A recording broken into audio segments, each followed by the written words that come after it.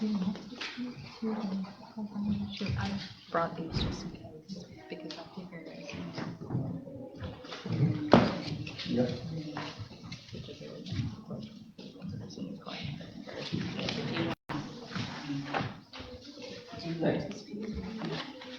I'll enter the conversation.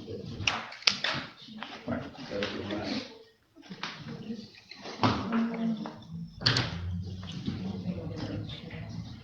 So there may be questions in this one. All these are. And did you get one for yourself? No, ma'am, but I'll be all right. I've got a pretty solid. The one that I gave you, I had two. I had less than 30. That's around 500. I just. This is how they should have done it. He said they hold it. If you want to use them, or I just, I mean, you may need to remind them. Remove and reinstall. Well, remove and replace. I don't know if they'll be able to reuse them. Because they're put down with heat. It's thermoplastic.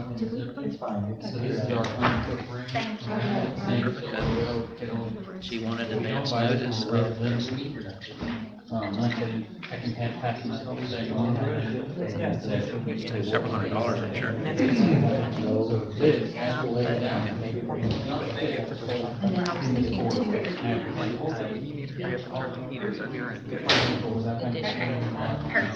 as we're going on. Not for that, because that is nothing more than that. It has nothing to do with like departure. I got to do the crosswalks in front of the boat ramp okay, I knew there was something. because that was just a given. I knew there was They weren't something. going. kind of gives, I just a broad overview. Snow peas.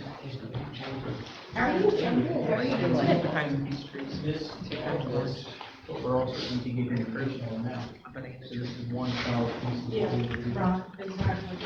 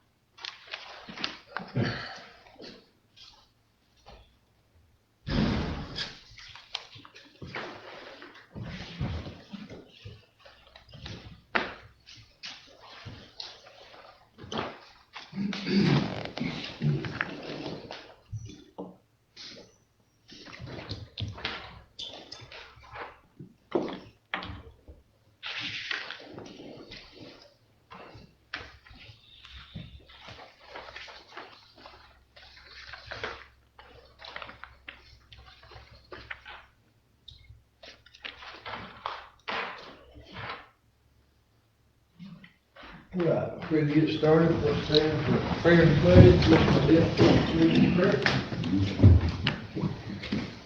Father in heaven, we thank you right now for this hour, this opportunity to just bless your name, because your name is worthy to be blessed.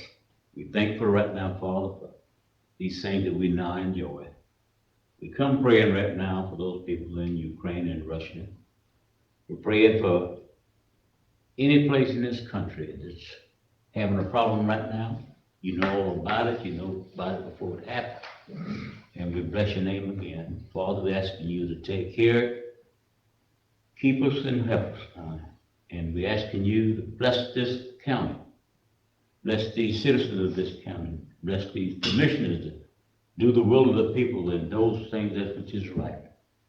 And Father, as we go forward, just thank you and we bless you again. In Jesus' name I pray. Amen. Pledge allegiance to the flag of the United States of America and to the republic for which it stands, one nation, under God, indivisible, with liberty and justice for all. Welcome everyone to our meeting.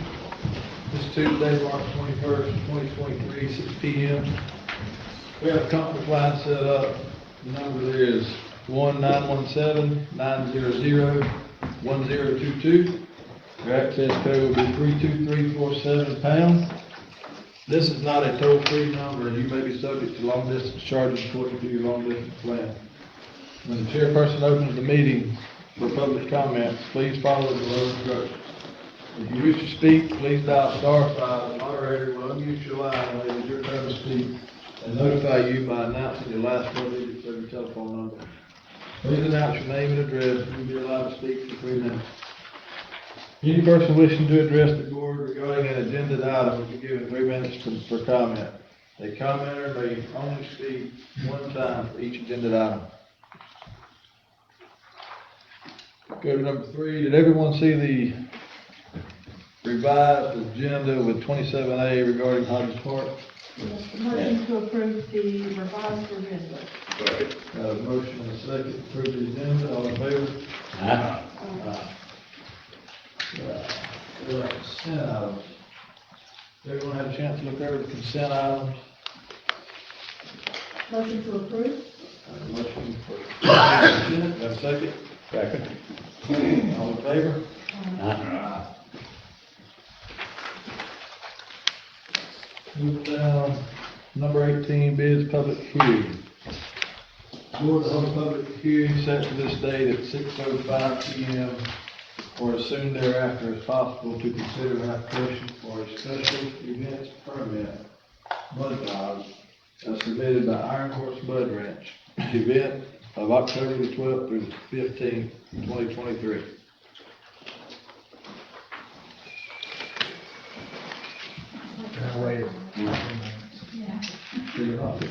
Oh, we gotta wait 2 minutes. fast.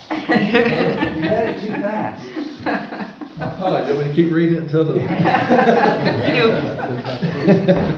So we gotta wait. After it's in there before.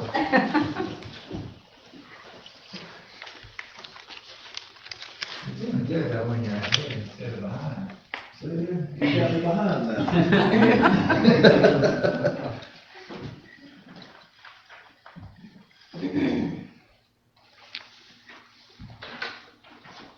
Trying to get you out of here before dark. but we'll do it. Rock and roll.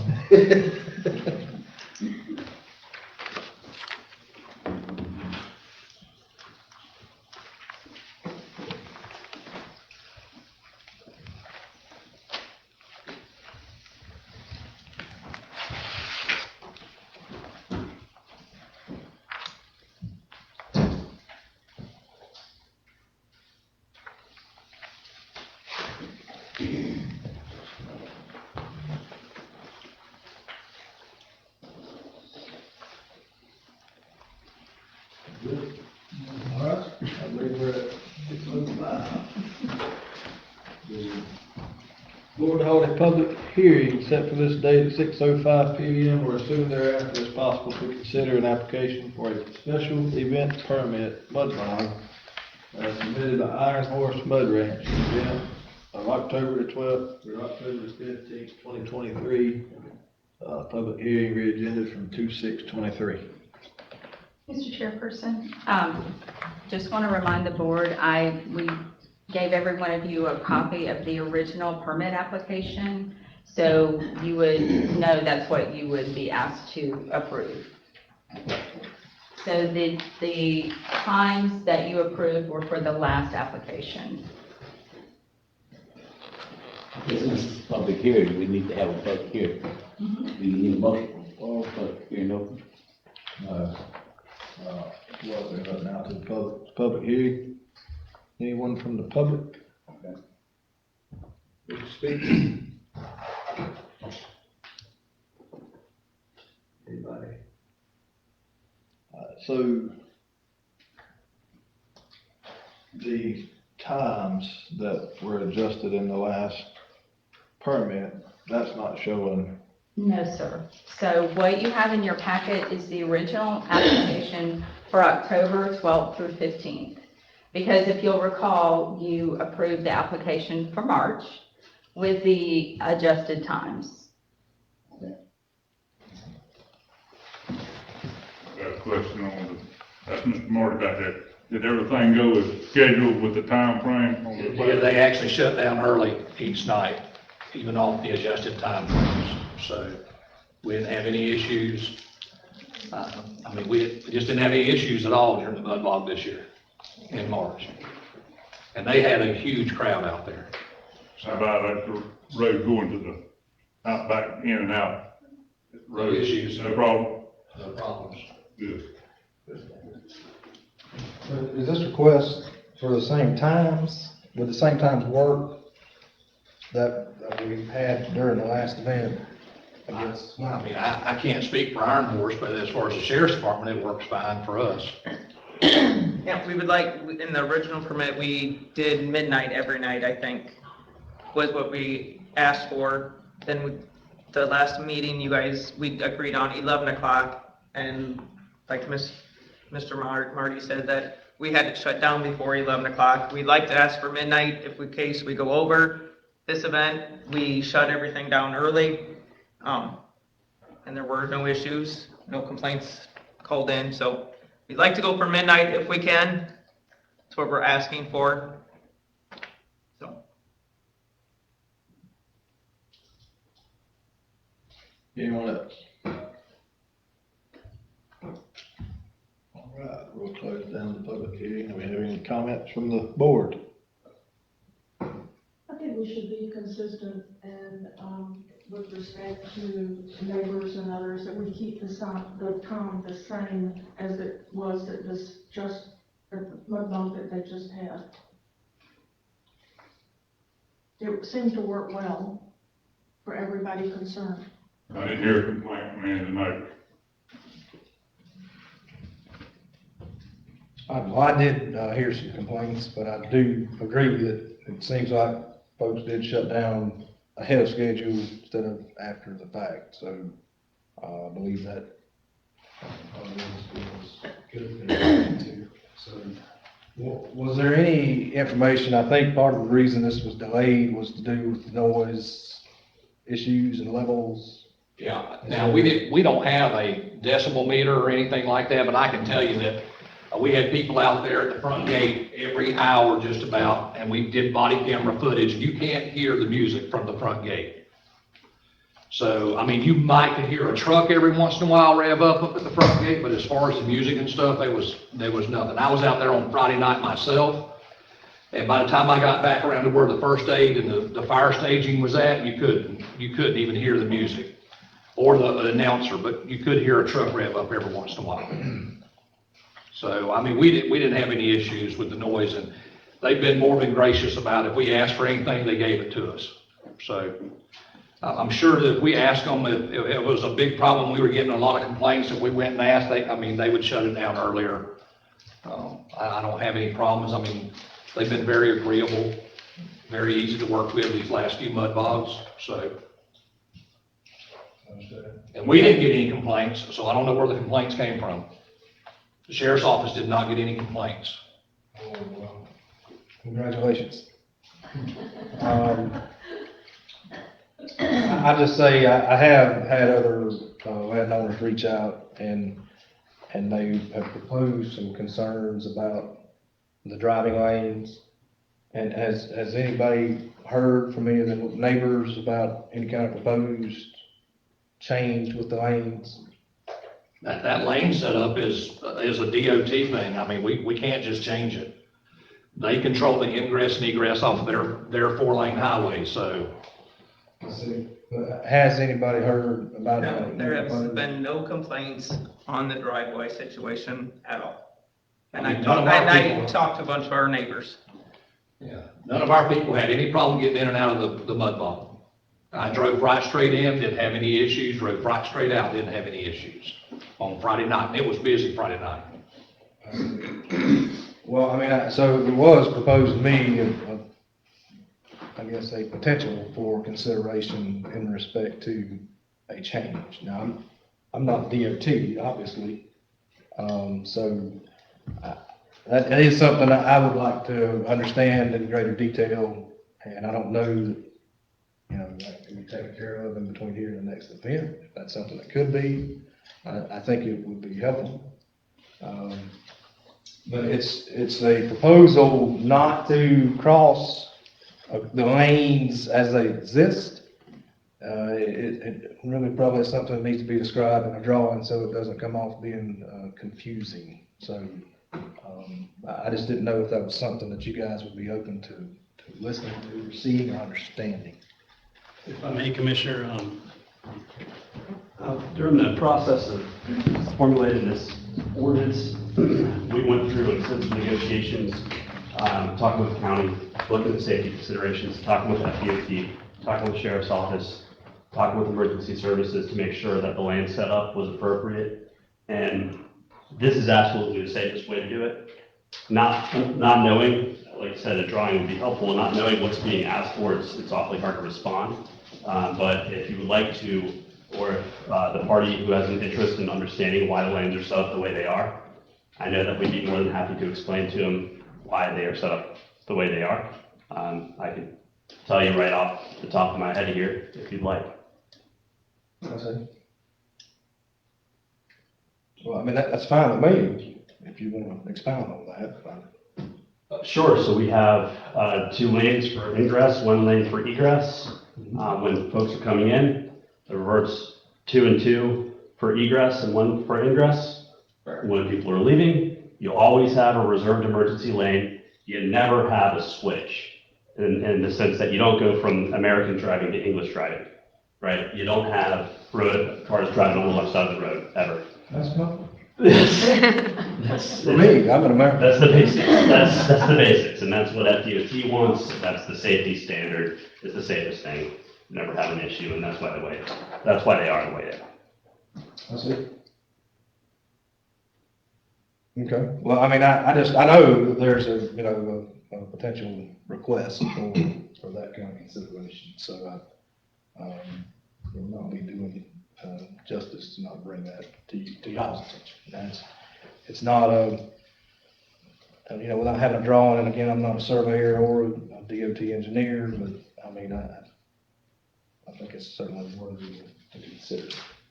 I know that Iron Horse would be happy to speak to it. Any requests, if we can just have sufficient advance warning when it's going to come up at a board meeting, preferably with a drawing, so that we can, respond to it adequately, and then we'd be happy to. Did Henry Lee talk to you any lately about the in and out? No, sir. He was gonna clear that lane up on the north side that goes right down side the fence. Mm-hmm. And he was gonna move that little aluminum shed, pop-up deal there by the road. And he was wanting to put a barbed wire fence down that where the cones get put.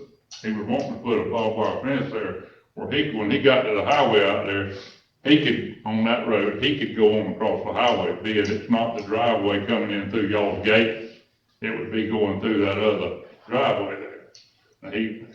But I thought sure he was gonna talk to y'all about that, We haven't heard from him, and there are also private easement considerations that would have to be looked at for that on a global scale, but in terms of the events, this is FDOT's recommendation with the concurrence, I believe, of the Sheriff's Office and Emergency Services, that this is the safest way to Well, set it. DOT controls what goes through y'all's metal gate, but that other lane north of the gate, went into his old shop there, if you was to come out that lane, I think I know what you mean. you know what I'm talking about. It's basically his private drive, not the entrance to And it. he has access to that at all times.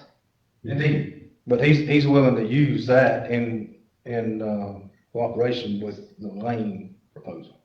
Well, I would have to see what his lane And that's why I said proposal you want to see is a drawing. I mean, before I agree or say yes or no to We anything. just don't want to put anybody in danger, that's all. And Mr. Newman, it does tend to make people exit and go the wrong way on the highway if you bring them out the wrong lane. I mean, the normal flow of traffic is just the way we drive. We drive in the right-hand lane as you're going, and we drive in the right-hand lane as you're coming back. I mean, that's how you pass on a normal day. So when you confuse that, now you make them come out on the left-hand side instead of on the right-hand side like they're supposed to. And we had a wrong-way driver during the event. Now, that person was obviously intoxicated, and they got a little appointment out there at the Paget Hilton, and, I try to avoid those if I can. so we're trying to avoid those situations that would make it more probable for somebody to enter into the wrong lane. Public safety is the goal. That's it. Yes, we have not been consulted, and yeah, again, we can't answer yes or no to anything without seeing what is proposed, and what his overall game plan is. If he was opening that lane up, he could go out that lane to the highway, and it wouldn't be going through y'all's big metal gate. He could turn any way he wanted to there, he could go right on across and go toward town. And he can right now do that. Now, He can do that at any time during the event. I know. I think the problem is gonna be that there's gonna be trucks out on the road on 19 that he's gonna have to wait. And I mean, we can't have somebody out there 24/7 to stop traffic on 19 for him. I understand.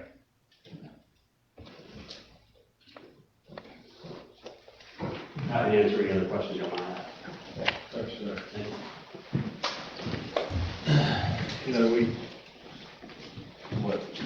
year we task the council from both sides, and even Mr. Bishop was involved in this council for these guys to set up this ingress and egress. And we just seem to run back to the drawing board to the same thing. And we hash out the same thing over and over and over. I don't know why. Why do we keep going back to the drawing board? We got our folks out here that takes care of our county, that reports back to us that they haven't a problem. They have no issues. They've not had any issues. Every event, it seems to got cleaner and cleaner, which, I mean, it's been a good event for years since they've taken it over, but I think they've just made it better and better. And these folks were tasked. They brought it back to the board. We approved. It was approved of what they brought to the board. And we just continue to hash out the same things over and over. I'm okay to, midnight, I mean, we're not hearing problems from our law enforcement. I don't have a problem with the midnight. They obviously we give them to 11 o'clock, they shut it down early.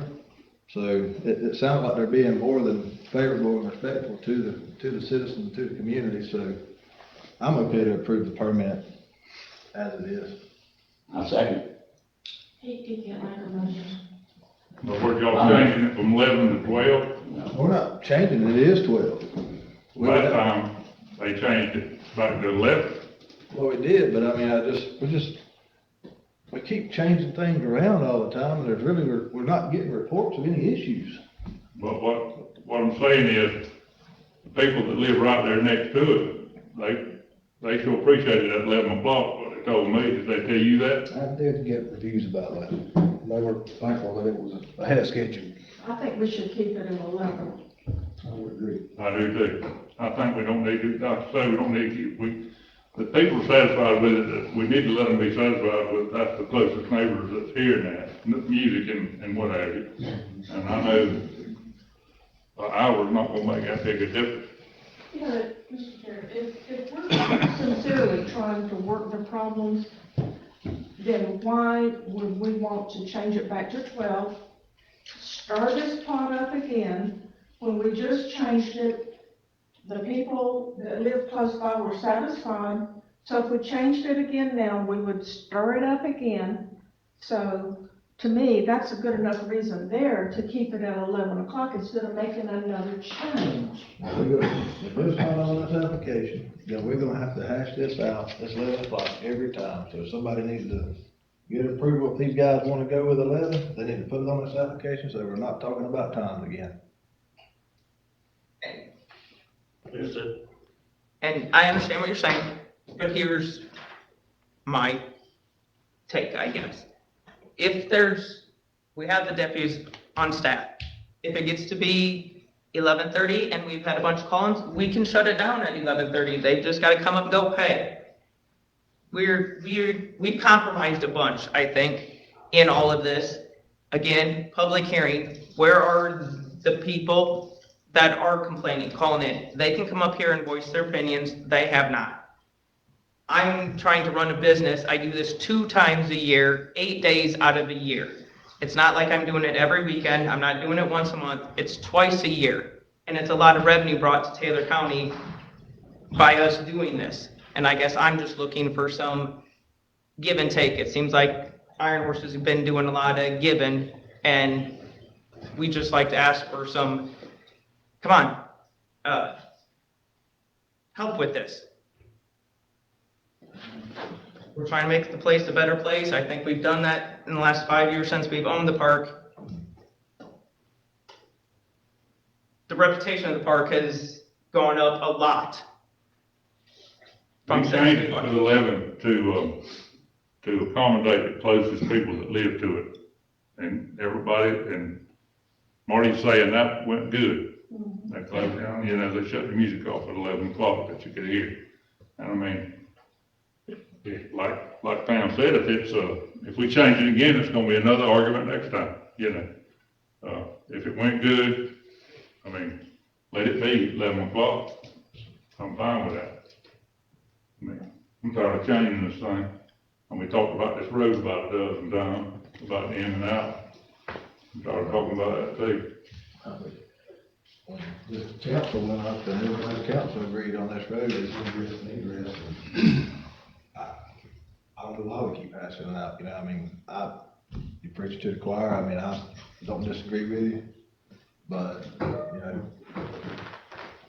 If the DOT says when they come down that lane, when the gates got to go out on the south side, we're gonna have to go out on the south side, you know? Sure. I mean, that's just the way it's gonna be if they're gonna let us come out on that road there, because they want to control that. How we approach it, stop that, it didn't satisfy them. So we need to go with that, but if the man wants to go out of his own lane on the north side of the road, that's his business. You know, that's his business. He wants to go out through his gate at the end, you know. But they're not stopping them from going out that way. It's been open the whole time, you know. So I think it went out that way the whole time. You know, So, sounds like the direction of the board is gonna be 11 o'clock. Are y'all gonna be able to go with 11 o'clock? I guess they kind of have to be.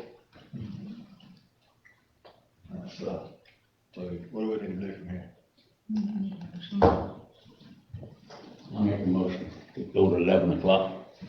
Road stay the same as the deputy sheriff and DOT stated it would be safe.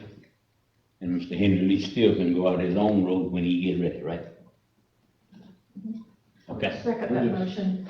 We just approved the permit and continued on the change to 11 o'clock. Yeah. And that would be for music and tugs, correct? That wasn't clarified the last time, What did but, you say, the music and what? and tugs, and at 11 o'clock. Yeah, I guess that's what we did last time, I guess. So, okay, got a motion and a second. All in favor? Aye.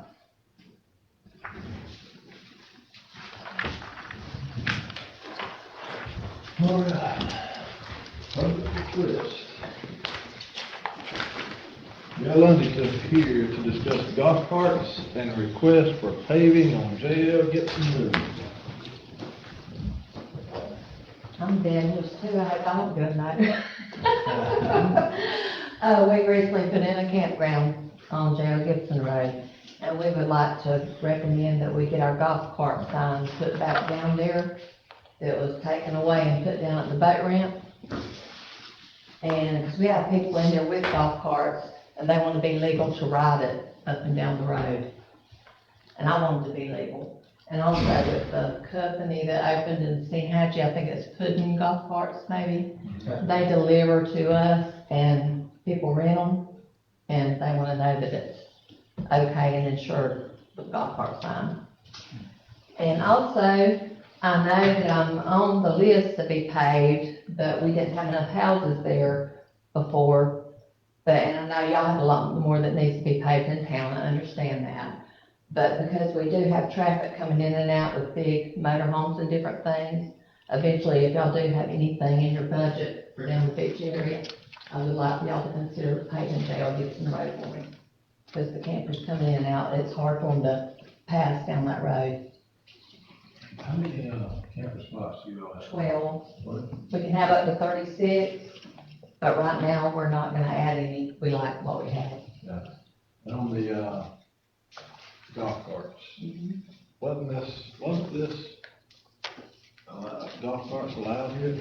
At one point, and then back in 2017 or 18, I They took believe. it away and put it at the boat ramp. They moved it from one end to the other. And also, you asked me when I talked to you about the sheriff, if they had a problem with it, and they did not, I think. And the sheriff said he has no problem with it going to J.L. Gibson.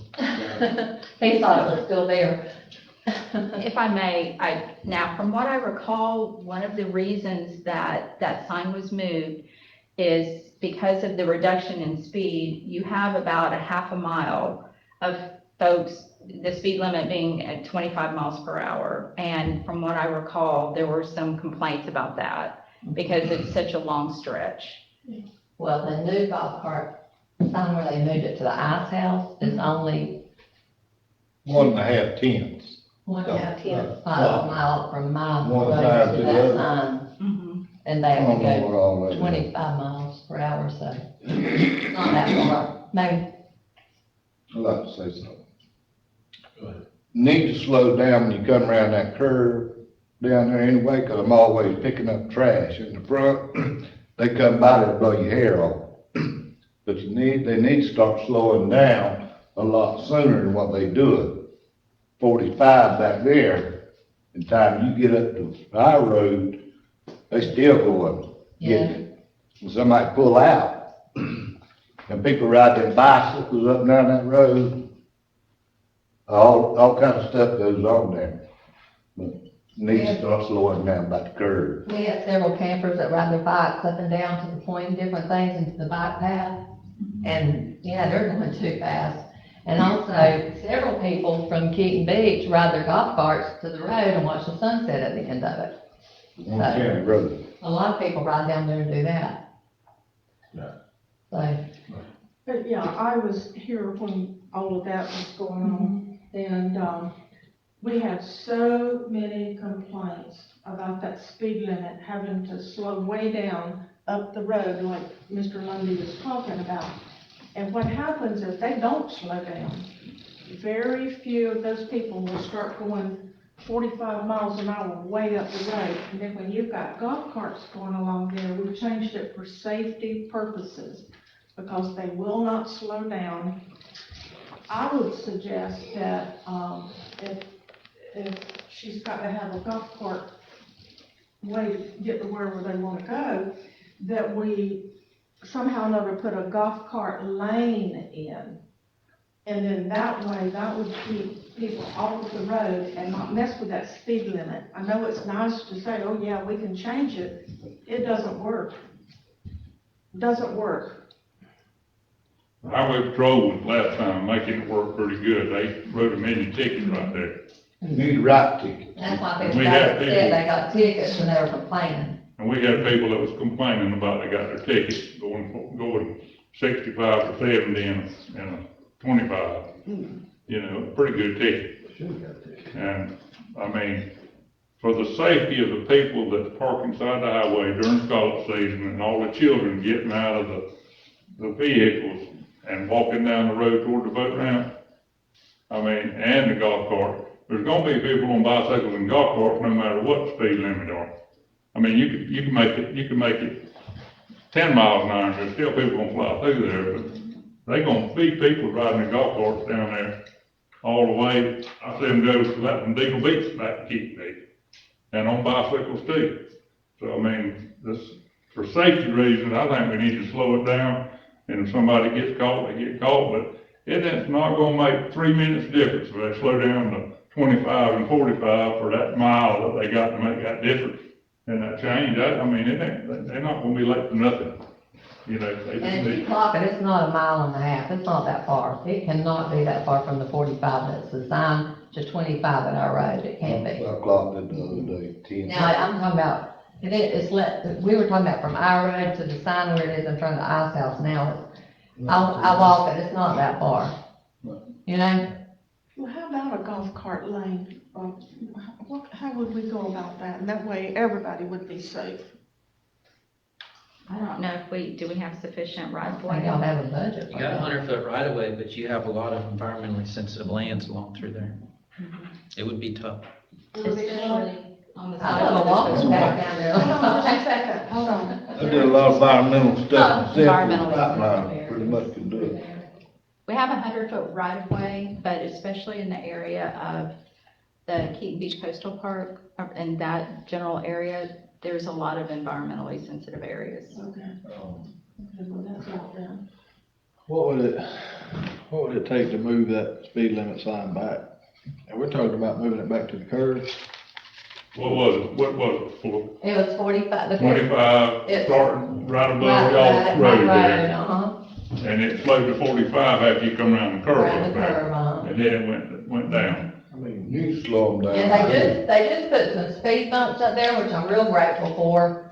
You know, where it says 45, they just put speed bumps there. I don't know if y'all noticed them lately. The If rumble Y'all been strips. down there, Not the actual speed bumps. but the they're rumble like strips. strips, you Rumble know, Yeah. and they're nice. And they're where?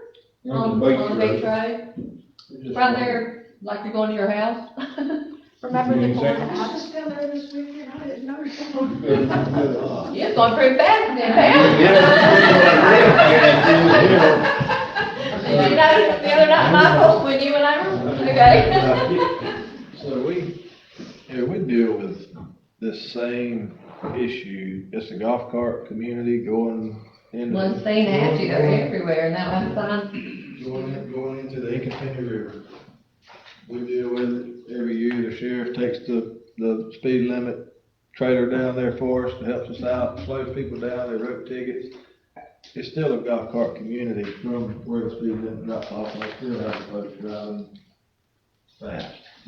So, you know, I don't have a problem with the, you know, backing the signs up, allowing the golf carts myself.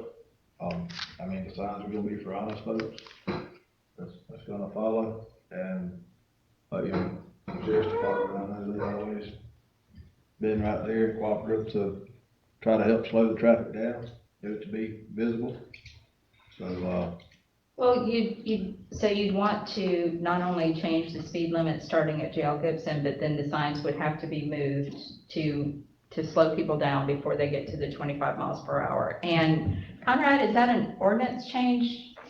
You know what we've done in the past when we changed speeds, and that's, we've done it by resolution. Okay. I will just say one thing that with respect to, and don't take this negatively, but being kind of indiscriminate where you put speed limits and how you change them from one speed to another. Drivers are intolerant when the roadway itself doesn't suggest that you should be slowing down. And that's what you're seeing when the people are when they're receiving these speeding tickets, is you have, it's a couple thousand feet, I believe, it's like right at half a mile from J.L. Gibson up to the curve that's north of there. It's another 2,000 feet from J.L. Gibson down to the corner store.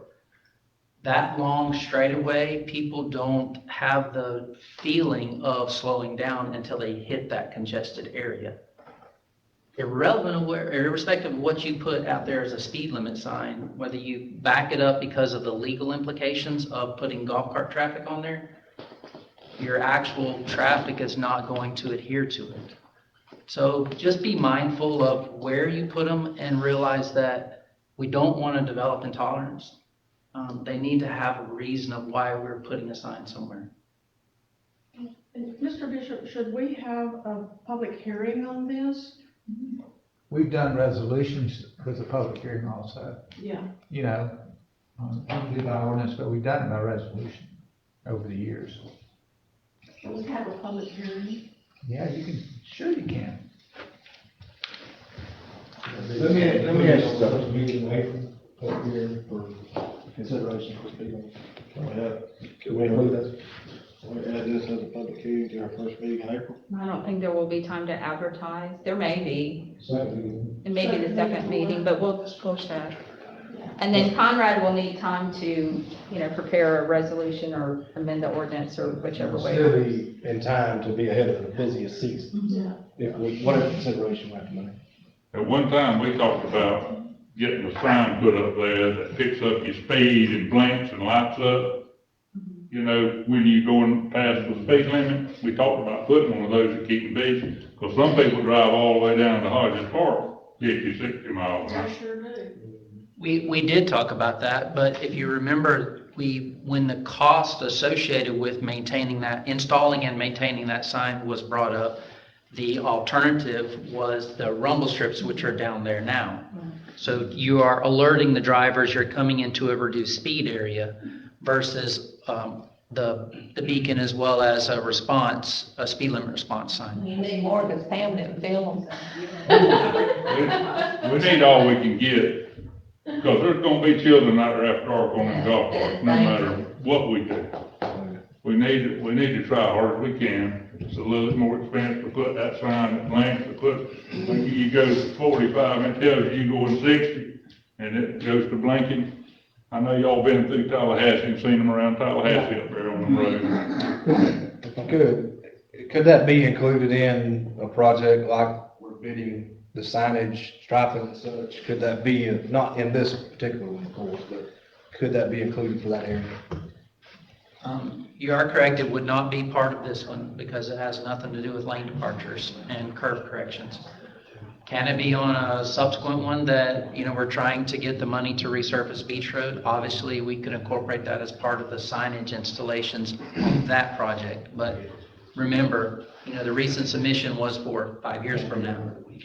So yes, it can be planned into that, but you guys did discuss, not you per se, but, this board discussed that issue, and it was because of the relative cost of the two different measures that the rumble strips were chosen. It really needs to be one coming from the south from Steinhatchee too before you get to the boat ramp, because all them people crossing the road there at the boat ramp, we really need one. If we put one up there, we need one on the other side, people coming the Steinhatchee direction. You're already well into the 25 mile per hour back ahead of Sawgrass Bay Estates. Year before that estate place, because Henry and I, when we come from the dump, he's very careful to go 25 miles an hour all the way to the stop sign.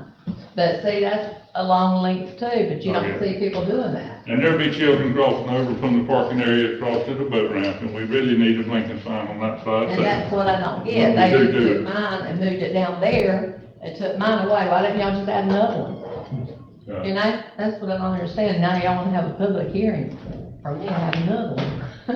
But that's fine. That's all right. Just add another, we'll be back. Just let them run the golf cart the way they want to. The cost of that sign, wasn't that about $100,000 for that blinking type? I don't remember it being 100,000. I was thinking 12,000 for some reason just rings a bell. Depending upon power source or solar. Oh, you would actually have to have a power source, of course, but I was just talking about the original install. Solar. Sir? I thought that was solar. I don't think so. It might have been. It's been a while, but Some of them are solar. some are. Well, I mean, of course, that drives cost. They're actually I'm thinking solar it was matter powered.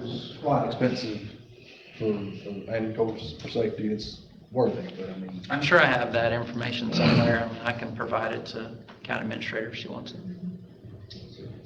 We need a motion to put this into a public hearing. I'll make a motion to do that. Hold on one second. But you need to write a resolution or amend the ordinance. Correct. We're gonna do a resolution? I was asking you, I don't know. Oh, okay. It seems like the last time we amended the ordinance, but we can. Make sure you put it in the paper, we can have it at public hearing. And make sure you get everybody in here. 2 weeks notice. That's right. Second time, let's get it all in paper. What is the first round? Yes, sir. I want to say something. We have public hearings so that, on things like this, when you change the speed limit and when you do things like that, it's proper to have a public hearing so that everybody has a chance to chime in on it. And you may have 100 people to come here and say, yes, I want that, and that's fine. That's why we have public hearings, so that the public listens. I know that. And they get a chance I'm a pretty to smart speak. fellow myself.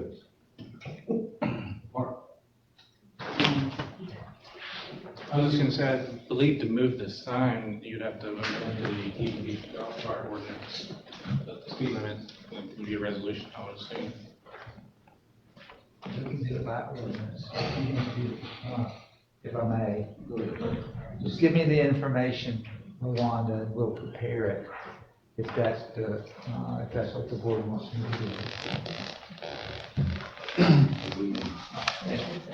If y'all would like, we'll put the speed trailer down there and do a little traffic study for you over the weekend too.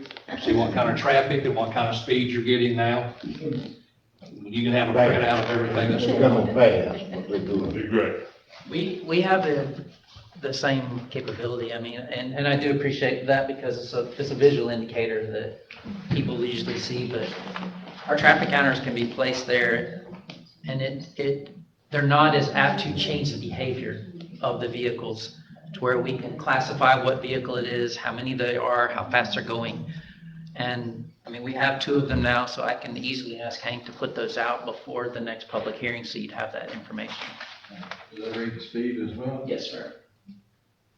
I I think if you want to see. Well, he's right. I mean, we put a speed sign out, they're gonna start slowing down when they see the speed. That's right. You can see the actual behavior of it. Yeah. But if it's just a hose across the road, they're not gonna slow down, they're gonna keep going. Marty, y'all can put that speed sign out, but we need your presence down there. I sit there on my front porch at the beach and I see cars and trucks speeding by all the time, and I'm talking about going fast, and there's a lot of children. I know last year, we wrote a lot of tickets down there, and then, of course, we got a lot of backlash from the people we wrote tickets to, but Well, a lot of times, the first person to get the ticket is the person complaining about the speed. but we're responsible for the safety and welfare of this county. I agree. So if y'all could help us out a little bit more, that would be good. I mean, we're willing to go down there and stroke the ticket. I'm willing to ask FHP to help us, but. We need a ticket booth. We had a motion and a second to prepare a resolution, is that what I heard? No, we'll do an ordinance on this. We're doing ordinance, so we need to amend our motion, so you wanna amend your motion? Amend your motion to ordinance. Hey, let me ask y'all something for My y'all. second stands. Did y'all do a county deal to move it over their place over there off the, on the beach road by the ramp? Did y'all have a county meeting about that? Moving it over there, you did the speed signs there too, huh? You moved the speed signs over there, did y'all do a county meeting on that? That's what I'm asking. Ms. Speaker, did y'all do a county meeting on moving the signs down there when you slow people down? He was talking about the public hearing. That's what I'm talking about, they did do a public hearing on that. When y'all moved the signs on the other side. The boat ramp. Boat ramp. We do a public hearing anytime we make changes, ordinance changes and resolutions. I just wondered, did one then, I didn't hear one, I didn't see it in the paper. So, we got a motion and a second, all in favor?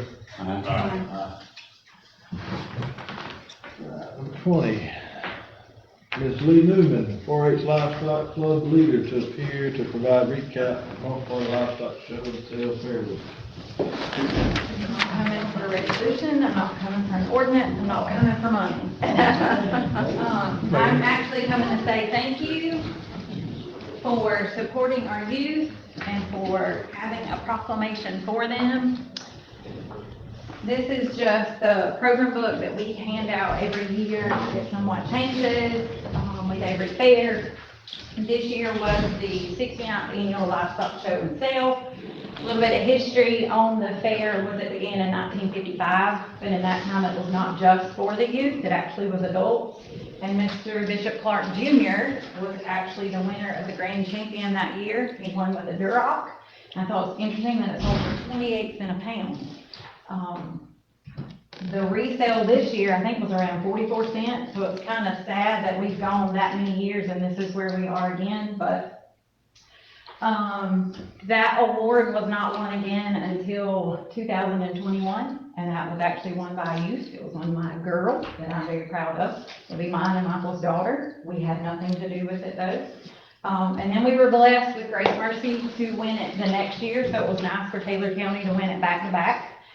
We did not win that this year, but we did bring home a banner, because we won a third overall in the swine. It actually hangs in our son's bedroom because he was the one who won it. And, Mr. Jim, something you said the last time when the kids were here was, you respected the kids who could watch an animal from very small grow.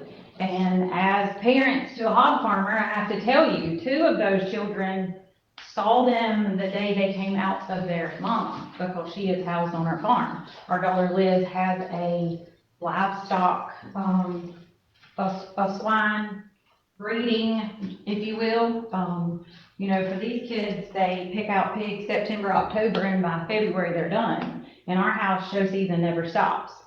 If you don't know, a pig gestation is 3 months, 3 weeks, and 3 days. So that means pigs that need to be in a February show has to be born in July. For a July-born pig, you got to be breeding in April. For an April fair, or for an April breeding, you got to know January, February, March, how that pig's gonna cycle, what you're gonna breed it to. So again, it never stops in our house. We received 2 shipments today, very costly shipments, that will further her breeding. She will actually farrow 4 litters this summer. She was blessed to sell 6 pigs for this actual show this year. 3 of those 6 made it to the final drive, one of those being her brother, who then won, like I said, 3rd place overall. I think it is amazing that we have youth that have that kind of heart. I mean, yes, she's mine, but if there was another one that felt that way, and supplying the pork on our tables, I would be just as proud of them as I am of ours. So I wanted to say thank you for supporting these kids. Mr. Scott Welch was actually the first to win grand champion back in 1982. I happen to think that was a good year. That was the year I was born. We've had 4 more youth to win it since then. I actually worked with Megan Cone. She's not Megan Cone now, she's Megan Jimenez, and then her brother, and then we had Noah last to win it in 2019. When this show began, it was only for fat steers and for swine, but they later added a homegrown fat steer division. And then in 2016 was when they added a homegrown heifer division. And I will push, they will probably get backlash, I would love to see a homegrown swine group. When you go over there to the fair, our kids on the swine side only have a chance to win Grandeur Reserve, and then there are 3 divisions in showmanship, and then the pig side of it's done. But when you look at the steer side, you've got fat, feeder, and heifer, but then they also do a homegrown fat, a homegrown heifer, a homegrown feeder. So their kids have a lot more opportunity to win buckles, if you will. So it would be on our daughter's radar years down the line if we at some point could have some kind of showing feeder. It's not something that happens overnight. We understand how shows work and the cost and those things, but she would love to see a breeding type show. If you show a heifer or a feeder steer, you don't have to sell that animal. You can choose to take that heifer home and breed her. If you choose to show a feeder steer, given the birth date, you don't have to sell it. You can actually bring it back the next year and show it as a fat steer. All swine have to be sold. So you raise a beautiful gilt that could easily farrow you some pigs, but she has to die because it is a terminal market show for the hogs. They are not open to a breeding show yet, so those are always opportunities that maybe we can capitalize on one day. We did have 17 participants that did swine. There were 103 total swine. All of our pigs in our Taylor 4-H club made weight. They have a 220 to 295 pound average. Can't be under that, can't be over that. And so it was very nice that all of our kids made it in this year. We had some that were over last year, and that's always very sad when you have a child that's worked hard and when their pig doesn't make it for whatever reason. We've been there. I've been there. The last year I showed, I did not show in Madison County. I'm from Dixie County, so I grew up showing at the Swanee River Fair. My very last year, my pig was 5 pounds too light, and she ended up in the freezer. And it would have to be hours because she didn't make it. And that's always hard, but that's a lesson that these kids, have to learn. So we also had 3 young ladies that showed steer. They also showed heifers. One of those was a chapter heifer that, Liz actually showed for our club. She is one of those type heifers that, given her age, she will be shown next year as a much larger heifer. Your younger heifers don't always do as well because they are not as finished. They understand that. But that heifer still placed first in class, so she stands a very good chance next year. On Tuesday, they have a livestock judging. We carried several teams. All of our teams placed the intermediates, which was kind of funny because they actually placed our intermediate team in the wrong division. They actually placed our intermediate team in the senior division. So our intermediate team actually performed better than some senior teams. So we had our intermediate team that won second place, and then we had our senior teams that won first and second in their divisions. And then we had 2 young exhibitors, because every exhibitor that does the livestock judging team are also scored as individuals, and so 2 of those actually even placed as individuals. That was Liz and Hannah Colson. So then you can see in your packet of stuff some pictures that they do there as far as the winners goes, and then all the different kids. And I will tell you, showing has changed. Since I was in the ring, I was one of those that showed with a cane. They don't show with a cane anymore, they show with a whip. I was also one of those that I just fed my pig once a day and that was it. But we see these kids feeding them, hand feeding them twice a day. They know their average daily gain. They're out walking these pigs 15, 20, 30 minutes a day. So it's changed. If you've never been, I would like to encourage you and invite you to come over. We have 2 dads that sit on the board so they understand what a crazy week that is. On Monday, they have to weigh those animals in, and for your hog shows, they have to have them washed and ready to go by, start at 6, I think that Monday night. So, there's not a whole lot of time for those kids. And when you have your show, they have to run right back behind that, the showmanship. And so that's usually one of those weeks where we're home at midnight every night. And it's just a good time for the kids. It's a great week. It's a crazy week. But it's fun, and the kids learn, and the kids have a good time. And again, I am appreciative for what the board does and for recognizing the youth. I wish there was more positive things about our youth in our newspaper. I hate that our kids have to pick up the paper and everything is negative. I think sometimes if there were more positive things, then they would see, hey, I've done something good, so I'm on the front of the paper, not, hey, look at so-and-so, they've done something bad. So that's why I wanted to bring you guys some pictures tonight of our fair. And I would even encourage you, after the show, Madison puts together an awesome paper with an insert of all the kids that they've done it. And it's just a really good time. And so if you've never been, please come out and support our youth. Hog shows on Monday night, Tuesday night they do a pig scramble, and Wednesday night is the steer show. And this year we actually had a record number of, I believe there were 67 of the cows.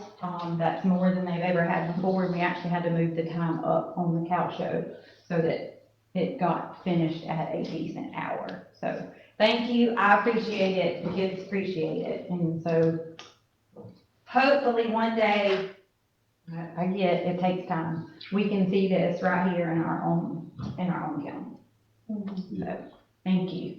I'd like to say thank you for all the time and efforts you put into these kids, not just show week.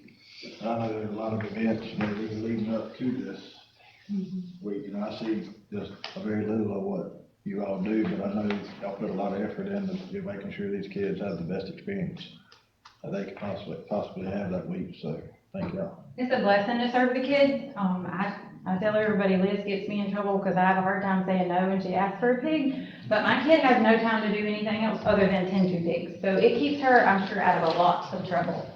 She has 7 at home she has to feed every night and every morning. So I'm thankful. And I think if we involve them in more things like this, it does keep them out of trouble. It teaches them responsibility. It teaches them a lot of life lessons that they need to know. So again, I just want to say thank you. Mr. Chair, I want to say thank you also for what you do, and I think this is a wonderful program. And I have to admit that I really did not know what all went into this. And I probably still don't know a lot. It's a lot. But I know one thing, LaWanda and I were talking recently after your show, and I said, well, you know, what happens to these pigs once they're sold? Of course, you know, that's the end of their life. And I said, well, how does that affect the kids then? If you've done everything, you know, you walk that pig and you brush them and you do all this stuff, how do you do that? And so she was telling me how difficult that it was for some of the kids. So your proposal that you do something different so they don't have to be slaughtered? So if you have in your show, because I asked, you know, why can't we have it where all these pigs don't have to die? And they make out like because it's considered a terminal market show. I'm like, okay, so how do we remove the word terminal? You know, because your barrows need to be killed because that's all they're going to do. They're just for feed. They can't reproduce. But your gilts could, if you had a nice breeding gilt, if we had the option to then bring them home, you could do that. The state has cracked down a lot with premise IDs and different things like that. So it's gotten way harder to split one home. So I know one several years ago had to come back home because the child did not want to part with it, but it doesn't make it any easier. And I was really afraid for Liz this year because when I tell y'all, like she birthed these pigs, she cleaned these pigs off. I was really afraid she would cry having to sell one that she saw take its first breath. But she held it together and she did really well. And hers actually ended up he got hurt in his growth plate. And she wanted to do, I don't know if any of y'all have ever heard of magna waving. It's kind of like if you go to Dr. Nelson and he does the therapy, the magna wave therapy where he puts this up. Okay, so it's the same thing for an animal. And I said, that's fine, but you will pay for it. And she did. And she drove her pig to second in class. Now, I don't think anybody else would have put that in it. They'd probably put a bullet in its head before they ever got there. But she didn't. She wanted to see it through the end. And so when I say she does it from start to finish, she artificially inseminates these pigs the whole 9 yards. And like she knows what her sow will do, so then she has to look for a board to know what pieces to put together to know what to produce in an animal. It blows my mind. But I mean, she's also network marketing. We were at a hog show last night till 11 o'clock, met a judge from Indiana. He sent her a personal text this morning inviting her to an elite sale in Kissimmee later in the end of the year. She's just expanded her horizon. And so I'm thankful through 4-H that she has these opportunities. I mean, I thought I loved it growing up. I don't hold a candle to her. I'd just like to say, I think it's amazing to see the transition in our youth for having these experiences, how it gives them more confidence, helps them have a presence. And I think, given the world that we have to abide in, that this has the potential to open a lot of doors for our young folks that we may not otherwise have. So for these programs and those that are like them, I certainly hope that we can continue to find ways to encourage and help in every way that we can. And I will say one thing that is different about ours is when you have a buyer that buys a steer or hog, they actually have the option to keep that animal. It has to go to be processed, so they can actually keep the meat from that animal, or they can send it to resale. And hers has always been bought by somebody that's kept it, and she has always been encouraged to hear how it actually tastes, because she wants to know what she is producing is actually something good on your plate. So call it crazy, call it creepy, call it weird, but she wants to know she's producing something that they are going to enjoy. Start to finish. Start to finish. Wow.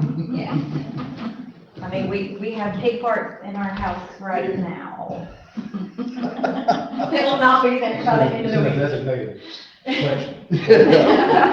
in its own refrigerator, let me just say that. I think we're doing And that's not a one-time deal, if it's a guilt. So you have to breed her 3 times. If it is a sow, it's twice, and it's done every 12 hours. And I have a picture of her at 3 a.m. We are outside for her to do that. I get the fun jobs, her dad gets the, hey, I got a coal you have to take care of, and those are not the jobs I want, so. Thank you. Thank you, guys. Thank you. 21, board discussed the proposed Shady Grove Fire Station land acquisition presented by Commissioner Fegel. Yes, thank you. Mr. Will Shaw and Shady Grove has presented another proposal that would coincide with his original proposal a few weeks ago when we discussed it here. If you recall, his first proposal was to swap a piece of land that he owns behind the volunteer fire station in Shady Grove for, with the county for a road that runs alongside his house. It actually divides and runs through his property. And this would be pretty close to an even swap, his land for ours. So that proposal still exists. That's still on the table. In addition to that, he has another offer. And what he's done is he has offered to sell us the remaining portion of the lot that runs from that street that he wants to swap over to the firehouse for $10,000. Now, I'll go ahead and tell you, it's valued on the tax rolls for $7,500. This property has a well and a septic tank on it, and it probably, from what I've heard, would cost about $6,000 or $7,000 just to put another well and septic tank in. So with the property being at $7,500 and him asking $10,000, I think that's a really good deal. If we had to go out and buy property for a new fire station, it would cost us a lot of money due to the recent inflated sales that's been going on in that area. So I think that the current location is ideal. Everyone that I've talked to up there likes it where it is. Norma and Gary Holden, I talked with her today, and she said to please let you know that they could not be here tonight, but they support this proposal, and they are also in support of leaving the firehouse where it is. Like I say, it's a desirable location. It's located there on the main road. It's centrally located, and so far, everyone that I've talked to would like to see it stay there. In addition to this extra property that we have to have, if we're going to build a new fire station, we have to have more property. So I can see in the future where one day there might be a need to put an ambulance up there, and that would give us space to do that. Also, there may come a day that, and I'm sure there will, where there will be a satellite office up there for the clerk of court and the property appraiser and supervisor elections and all of them. So the people in Shady Grove would not have to come to town. They could pay their taxes up there. They could buy their tags up there. So I think this would be a multi-purpose piece of land that would be very desirable for us to have.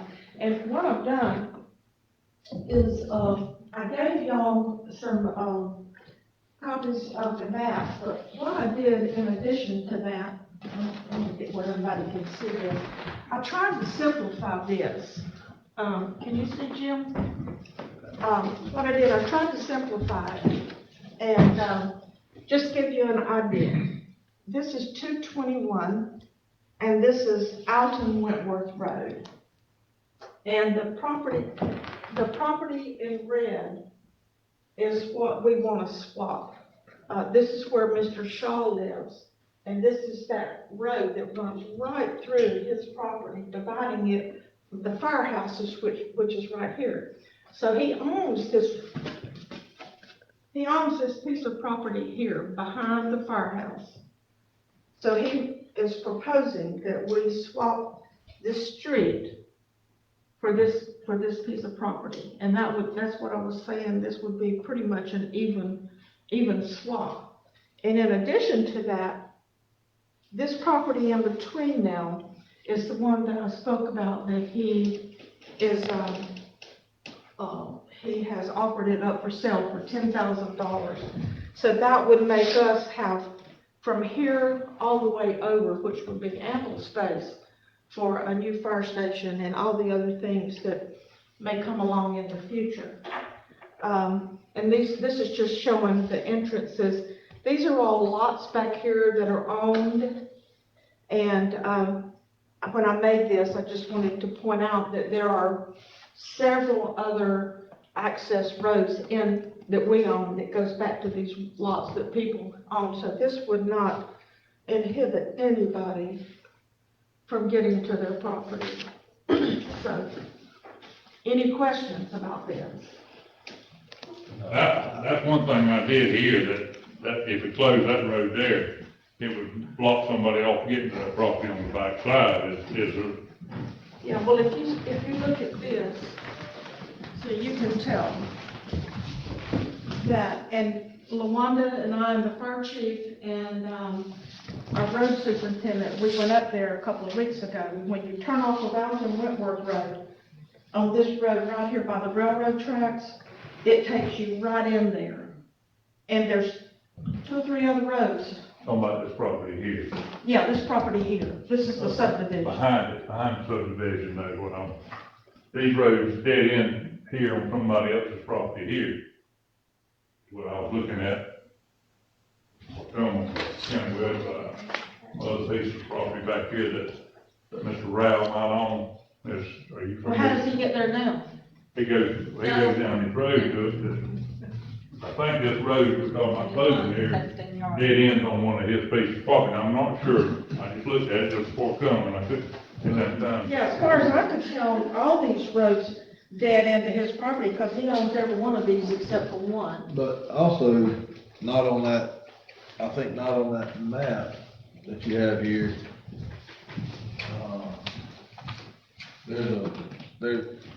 Mr. Rao does have an easement on this end. He's got a legal easement that runs back there to his property. Yeah, so. I just don't want to cut somebody off their property. And to the east. I don't either. Easement to the east also. That's right, yeah. So, yes, I mean, I've spoken to several folks who've called up here about this, and they've given us circumstances in the direction that we're trying to go with this Shady Grove fire. Well, I mean, is there any time constraint? I mean, I understand, it seems like this is just a swamp. I guess this would have to be closed or abandoned. Yeah, and he wants this, this would encompass what he already has, it would be added to it for this, but now, you've got every one of these.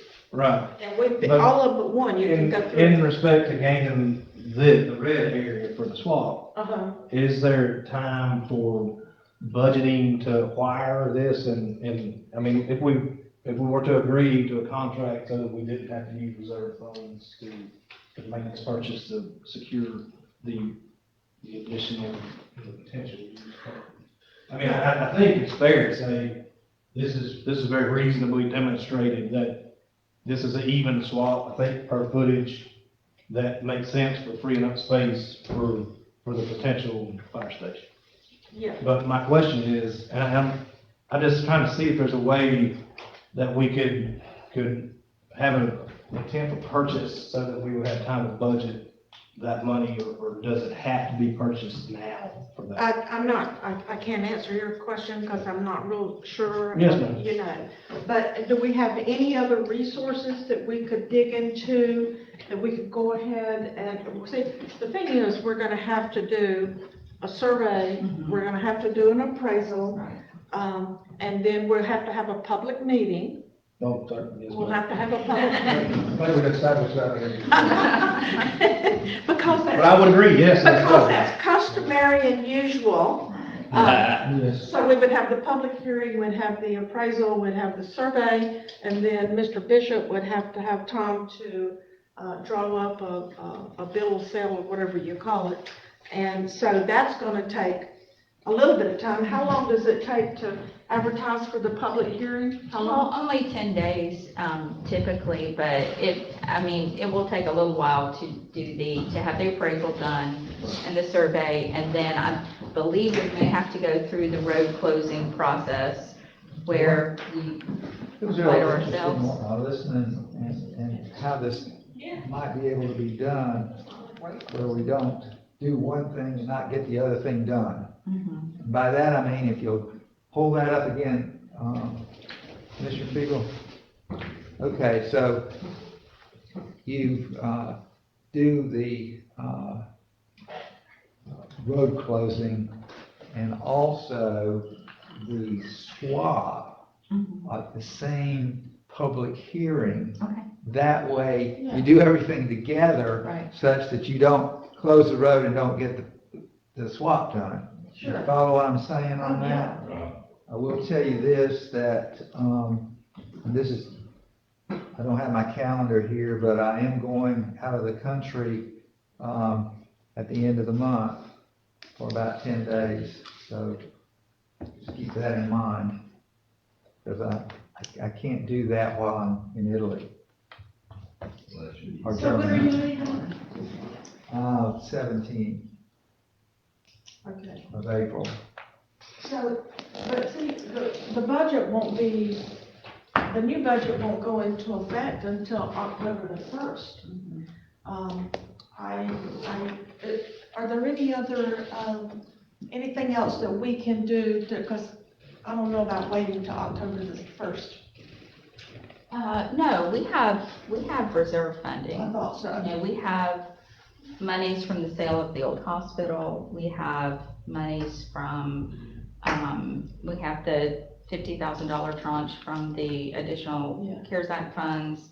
We have funding in 1 cent sales tax reserve. We have funding in the MSTU reserve, that, you know, we would So we transfer. don't have to from go reserves. into the general fund to move. And I need to check on that because this may need to be funded out of the MSTU anyway, but I know we have funding in MSTU reserves for equipment. Mhm. So I don't know that we have an additional $10,000 budgeted, but we can check and see. Does anybody else have any questions about this? Does everybody understand? I just want to be sure, I assume that'll be part of the diligence, is that we don't landlock or get into somebody's easement or cause another issue with an adjacent landowner. Right, that's one thing I was worried about, landlocking somebody, but, will that be enough, on that fire chief, will that be enough room to do what you need to do if you ever do it? Well, and if I could interject, we have to acquire more property because we were advised a week or two ago that there is a well and septic. On the property that we're proposing to Right. purchase. So, which we were not aware of, so we really have to acquire additional property in order to be able to put the septic and well. And to add, if we weren't to buy it, and let's say Mr. Shaw, we did the land swap and he sells it to somebody else, and they say, well, we don't want the septic here, I'm gonna move it anywhere else. If they do that before we actually get our construction done, what we might have is a small window where we can put our well or our septic. They could take that away from us if somebody else bought this and put a trailer up within the next 6 months. Yeah, and I do want to say this too, that Mr. Shaw has had another offer on this property. And it's my understanding that, the offer may be higher than the 10,000. And so, I think this is a very good deal. And I will say this too. Ollie Rowell had, I understand, had another proposal, but I received an email from him today And, I think he has, dropped the proposal that he had in mind. And he said that he was in agreement with this and he was okay with this. So with that being said, and with your concern of, blocking somebody from their property, he would be sitting here tonight if this was gonna, get in his way of getting to his land, I promise you. To make sure we get that piece of property, can we go ahead and put a binder down on it? Well, Mr. Bishop? No, use your swapping as your collateral to leverage your sale, or leverage your purchase. He wants that right of way. Yeah, and, he does. That's plenty of leverage. What do you? Y'all were discussing a road closure. What road are you talking about closing? Because that's that man's driveway that It's goes an straight abandonment into of the a back right of of way or his road. yard. It's a right of way abandonment under the law.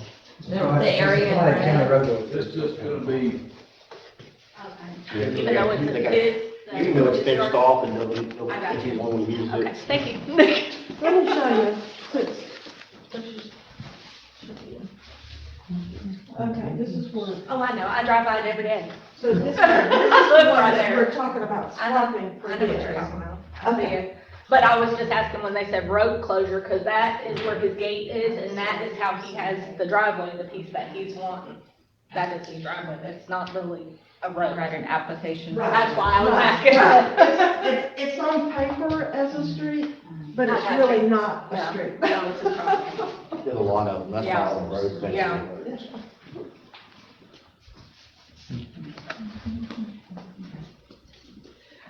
So, I guess I can make a motion then, that's okay. I was presuming that we should, given the purchase or the price, I was presuming we should go ahead and purchase the property. And if we go. And you buy it just like that. We've obviously got to have a public hearing and surveys and appraisals and all done, but, shouldn't we go ahead and purchase the property? No. Here's what I want to do, if it's okay, I would like to make a motion that we, I'm trying to say, is that we go ahead and, Well, you'd want to do number one, of course, you certainly want a survey, but you do want a contract for him to sell and us to buy, yeah, so. you know? So my motion would be that we go ahead and have Mr. Bishop to draw up a contract, and that we have a survey, an appraisal. I don't know that you need an appraisal. I'll research that, but it's such a small amount. I think the statute provides that we don't have to have an appraisal. Okay, so then my motion would be that we have a And just in case, just say in case that, we decide that we have to have one, so it's kind of a, yes, we will, maybe we don't have to type contract. And I'll remind myself to look at 125, 30.37, I think it is. 35 or 37.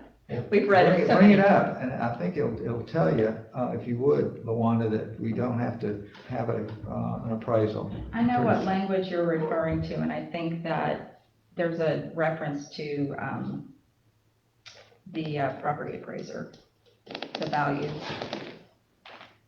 Just a sec. Okay, so help me with the proper motion then.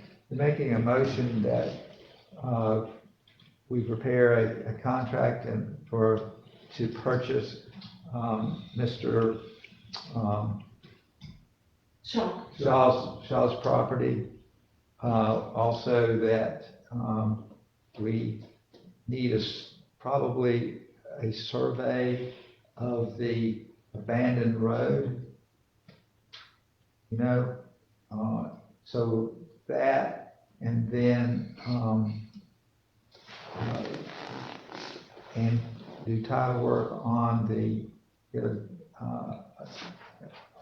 property that we intend to purchase, which is in between the property that you're going to abandon and the property that you are purchasing and the property that you own.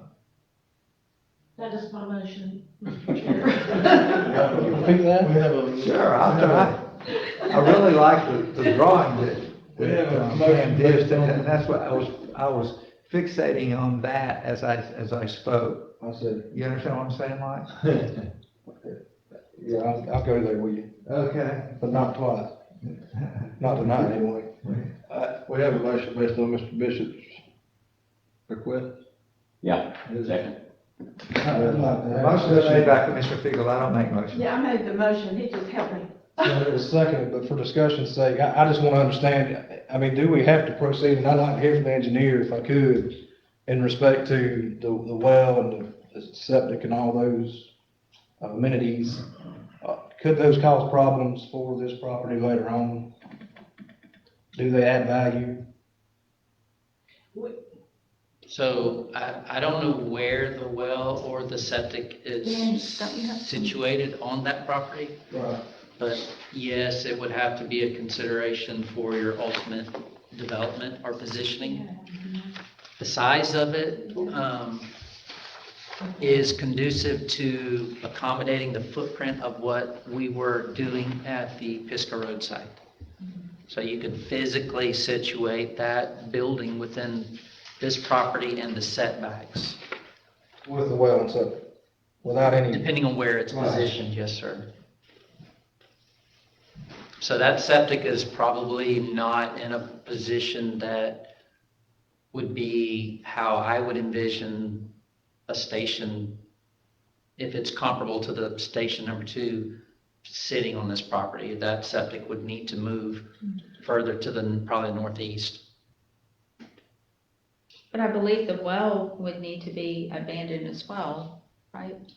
The existing well. we would be outside of the 100 foot from the well itself. Okay. The septic to where the existing septic to where we would put our well in would be the big concern. Okay. Which would mean we would have to move it to the far front corner, or front right corner, just to make our distances based off of where driveways in the building would be. And that obligates you to find where they are on adjacent properties.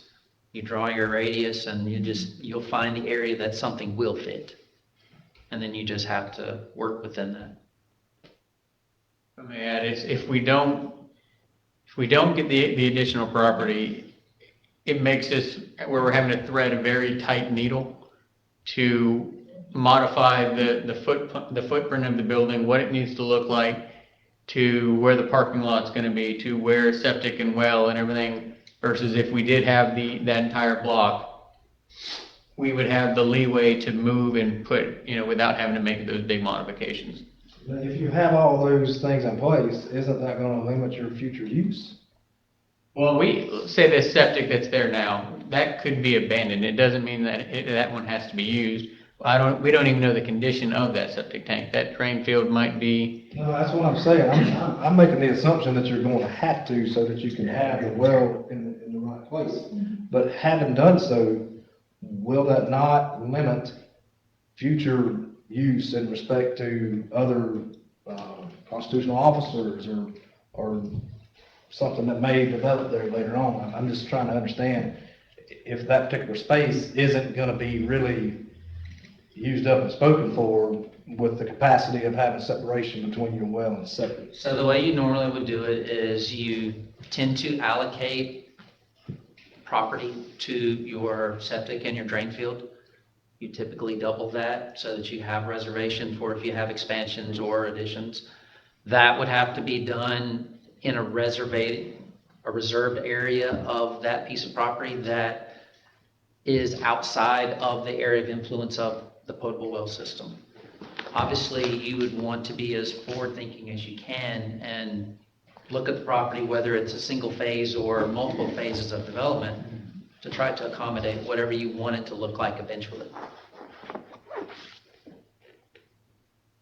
One thing, Mr. Newman, I will tell you, this town, these buildings in this town, they have been put over old outhouses.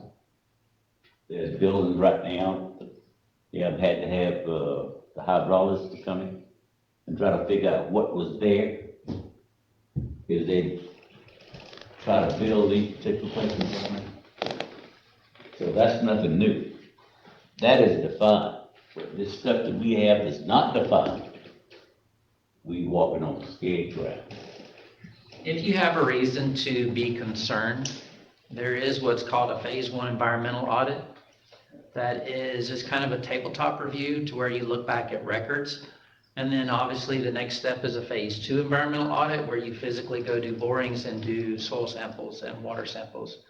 That's if you have suspicion to believe something is there. I've only done that while we've been here at one property.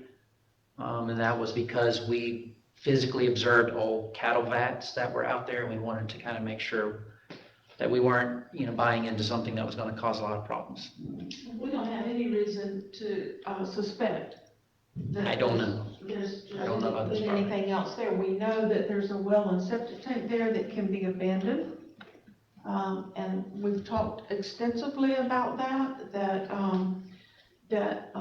and they've talked with Danny Grunner, and we're sure that this will work.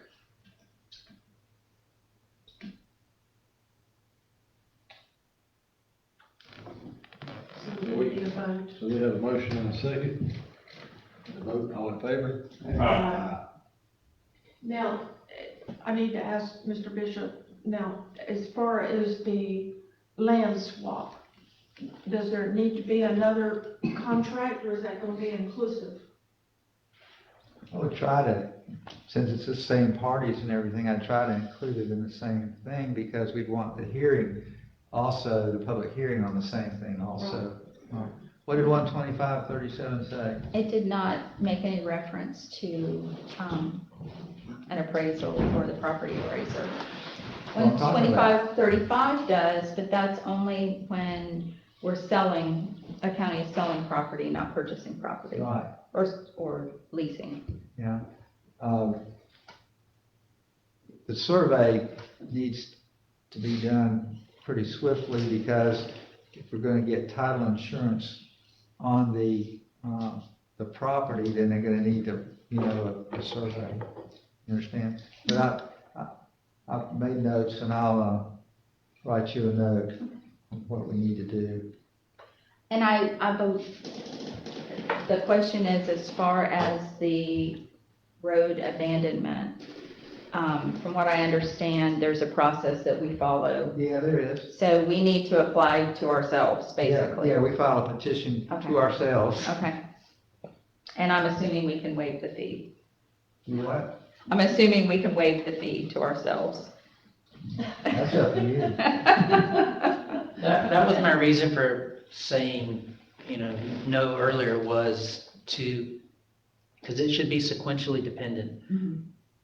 We need him to own the property that's adjacent to the right of way when you close it, because it reverts to equal ownership on both sides in order for him to turn right back around and sell it, versus us owning it, we would only abandon half of that right of way.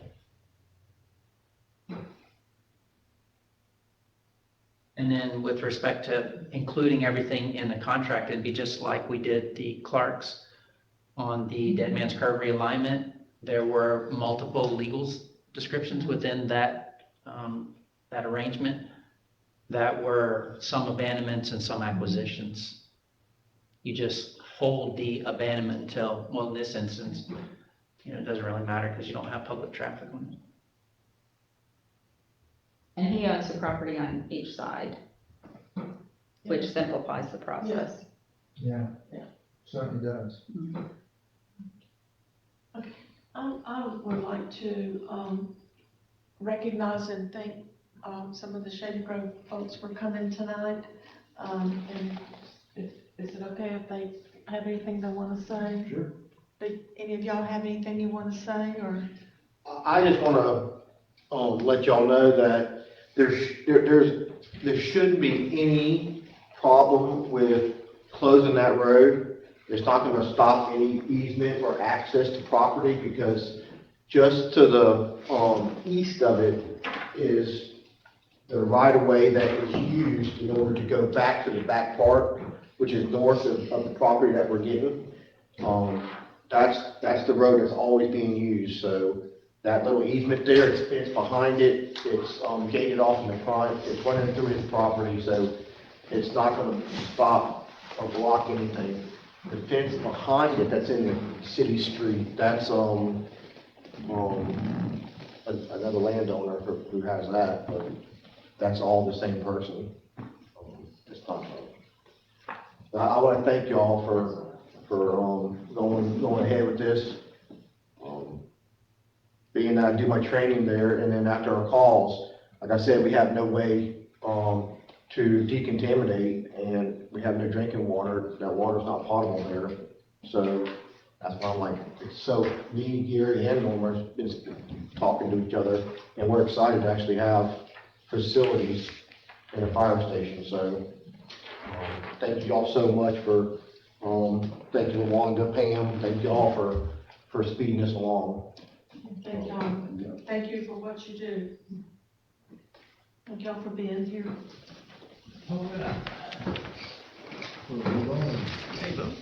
County staff item, 22, the board consider approval of request to amend section 4232 of the Land Development Code to reduce the number of members on the planning board and the term length for board members, presented by Danny Griner, building official.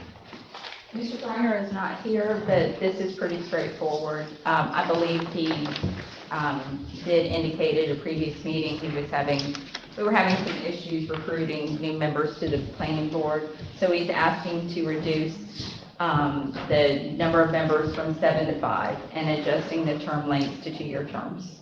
Motion to approve. Second. Motion and a second, all in favor? Thank you. 3, the board to consider approval of request to award the CR 51 Highway Safety Improvement Local Agency Program project to Anderson Columbia Company, presented by Danny. And this is just a return with the recommendation of award. On the second page, you should see the matrix that we went through where we checked all of the various conditions.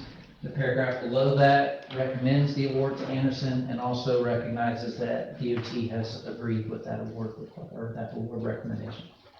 Motion to approve. Motion to approve. Have a second. Second. Motion and second, all in favor? Thanks, sir. County attorney items. 1 the county attorney to discuss draft amendment to the ad valorem tax exemption ordinance. John, if I may. Sir? May I? Yes, sir. Okay, thank you. Got your name all over it? Yeah, sort of. Y'all asked me to prepare an ordinance to,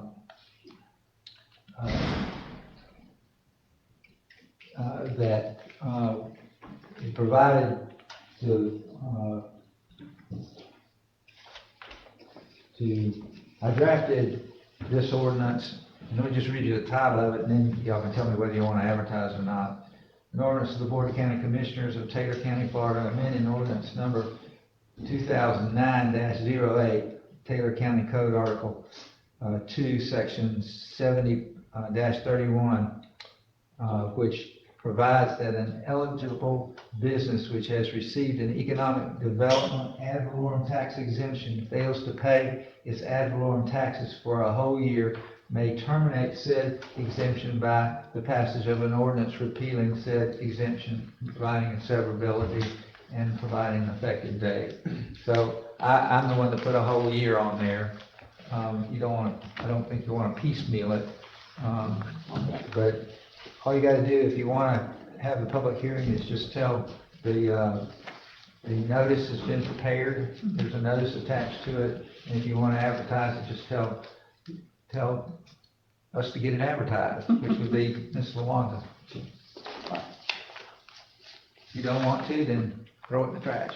Yeah, motion. That's a motion. Second. I make a motion. We got a motion and a second, all in favor? Okay.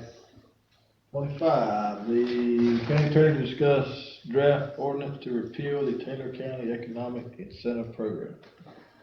If I may, I prepared two ordinances because there were two ordinances doing it, just to be on the safe side. And very simply, it's just an ordinance that pursuant to y'all's instructions that repeals ordinance number 2003-14 and 2006-01.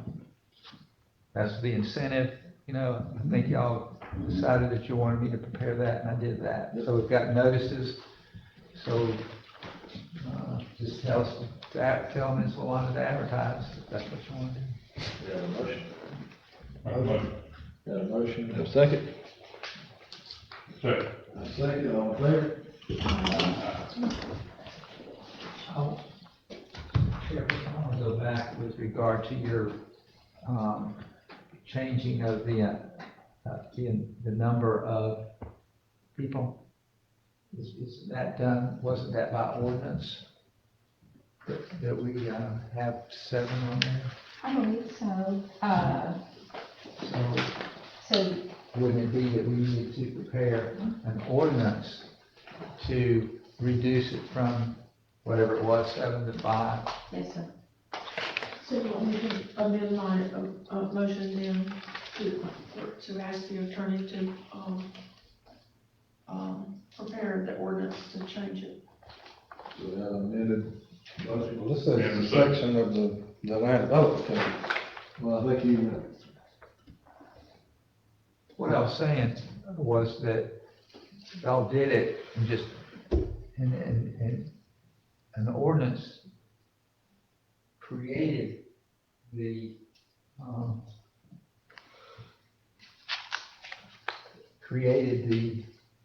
what number was that?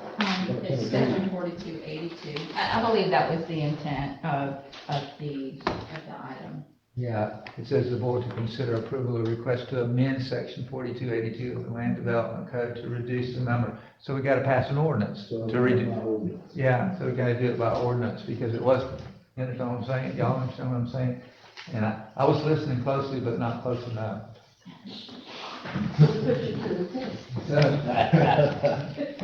Oh, 26, the board to consider approval of request to appoint one member to the Taylor County Development Authority, TCDA board, presented by. So with the acceptance of Mr. John Hart of the position of city manager, that leaves a term unfilled on the TCDA board.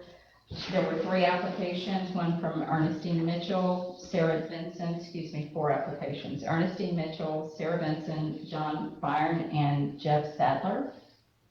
This would be an appointment for the remainder of the term, which will be a little over a year. So now, these applicants are from last year?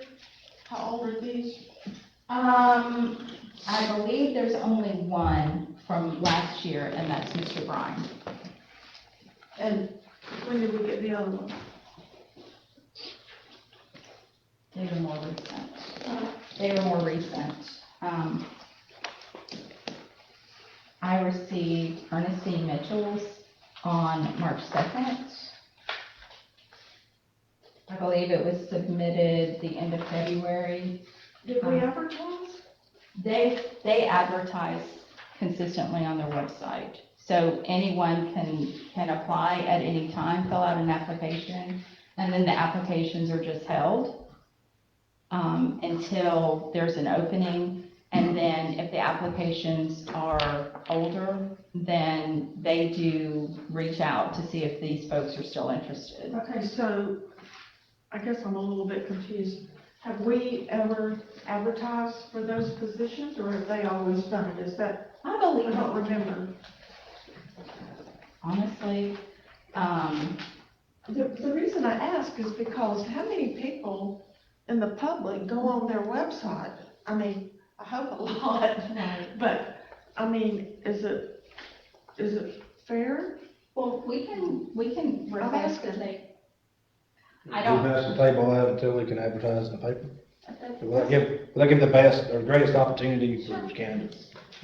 And then we can advertise in the newspaper ourselves, but then still consider these applications and we'll just bring it back to Absolutely, the I'm board. not suggesting that we discard those, it seems like it would give more people an opportunity if they're interested. Mark, you have something? I don't want to swear to it, but I want to say we did recently run an ad for them advertising a vacancy.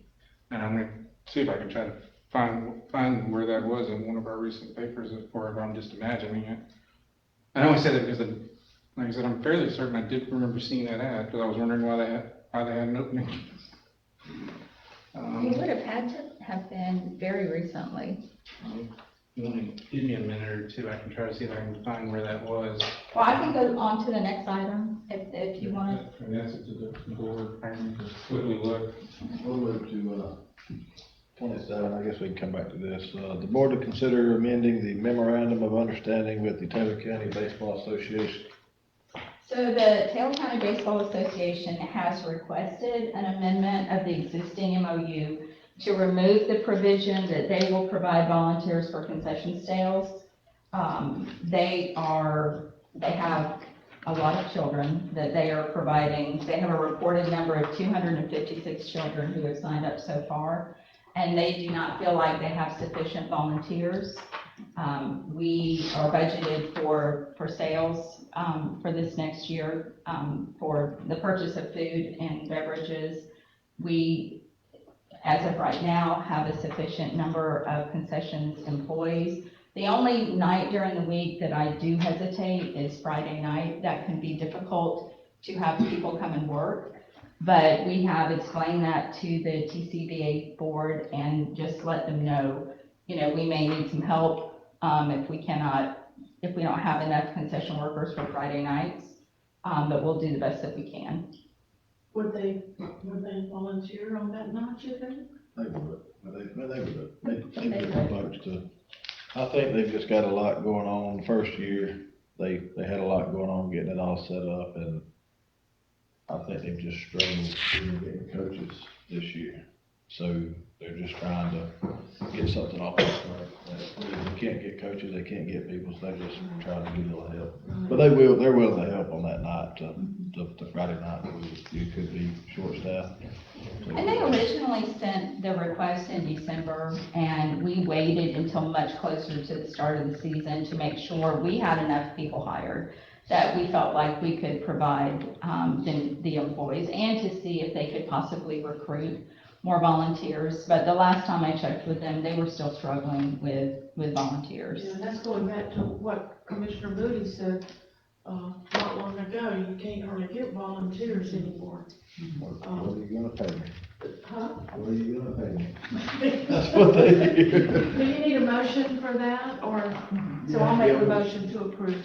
We got a motion. Make a second. Got a second, all in favor? Aye. Let's go to 27A. County Administrator to discuss Hodges Park playground equipment. Last week, it was brought to my attention that a portion of the playground equipment at Hodges Park was damaged. We, immediately dispatched some employees out to Hodges Park to take a look at the equipment, which they did. They removed the damaged equipment and blocked access to ensure safety. Then, later on in the week, our engineer, our Parks and Recreation Manager, and our Special Projects Manager conducted a safety inspection of the equipment, and staff has recommended that the equipment be removed as opposed to further attempts to repair, mainly due to the age of the equipment and the fact that it's out in the elements. That equipment has well served the public for at least 20 years, I believe. And it's in a harsh environment, and we don't feel like we can stay ahead of the repairs any longer. So as a possible option, we have reached out to the Gulf Consortium staff to inquire if it may be possible to purchase and construct playground equipment ahead of the construction of the new park. The timeline to replace would depend upon the lead time of the chosen equipment, If the board wishes to proceed with that plan and any demolition site work needed to proceed with equipment installation. In addition, if you decide to move forward with trying to replace the playground equipment, we will likely need to remove one, well, I know we'll need to remove at least part of one of the picnic pavilions in order to construct the new playground equipment because it will be in a different location. So I need some direction from the board. If you want to, well, number one, we need to remove the playground equipment. And then, at some time, I'll need some direction from the board. If you wish for us to reach out to Gulf Consortium staff, we've started the conversation to see if we can replace the equipment, or if you wish to wait until the entire project is constructed. I think that,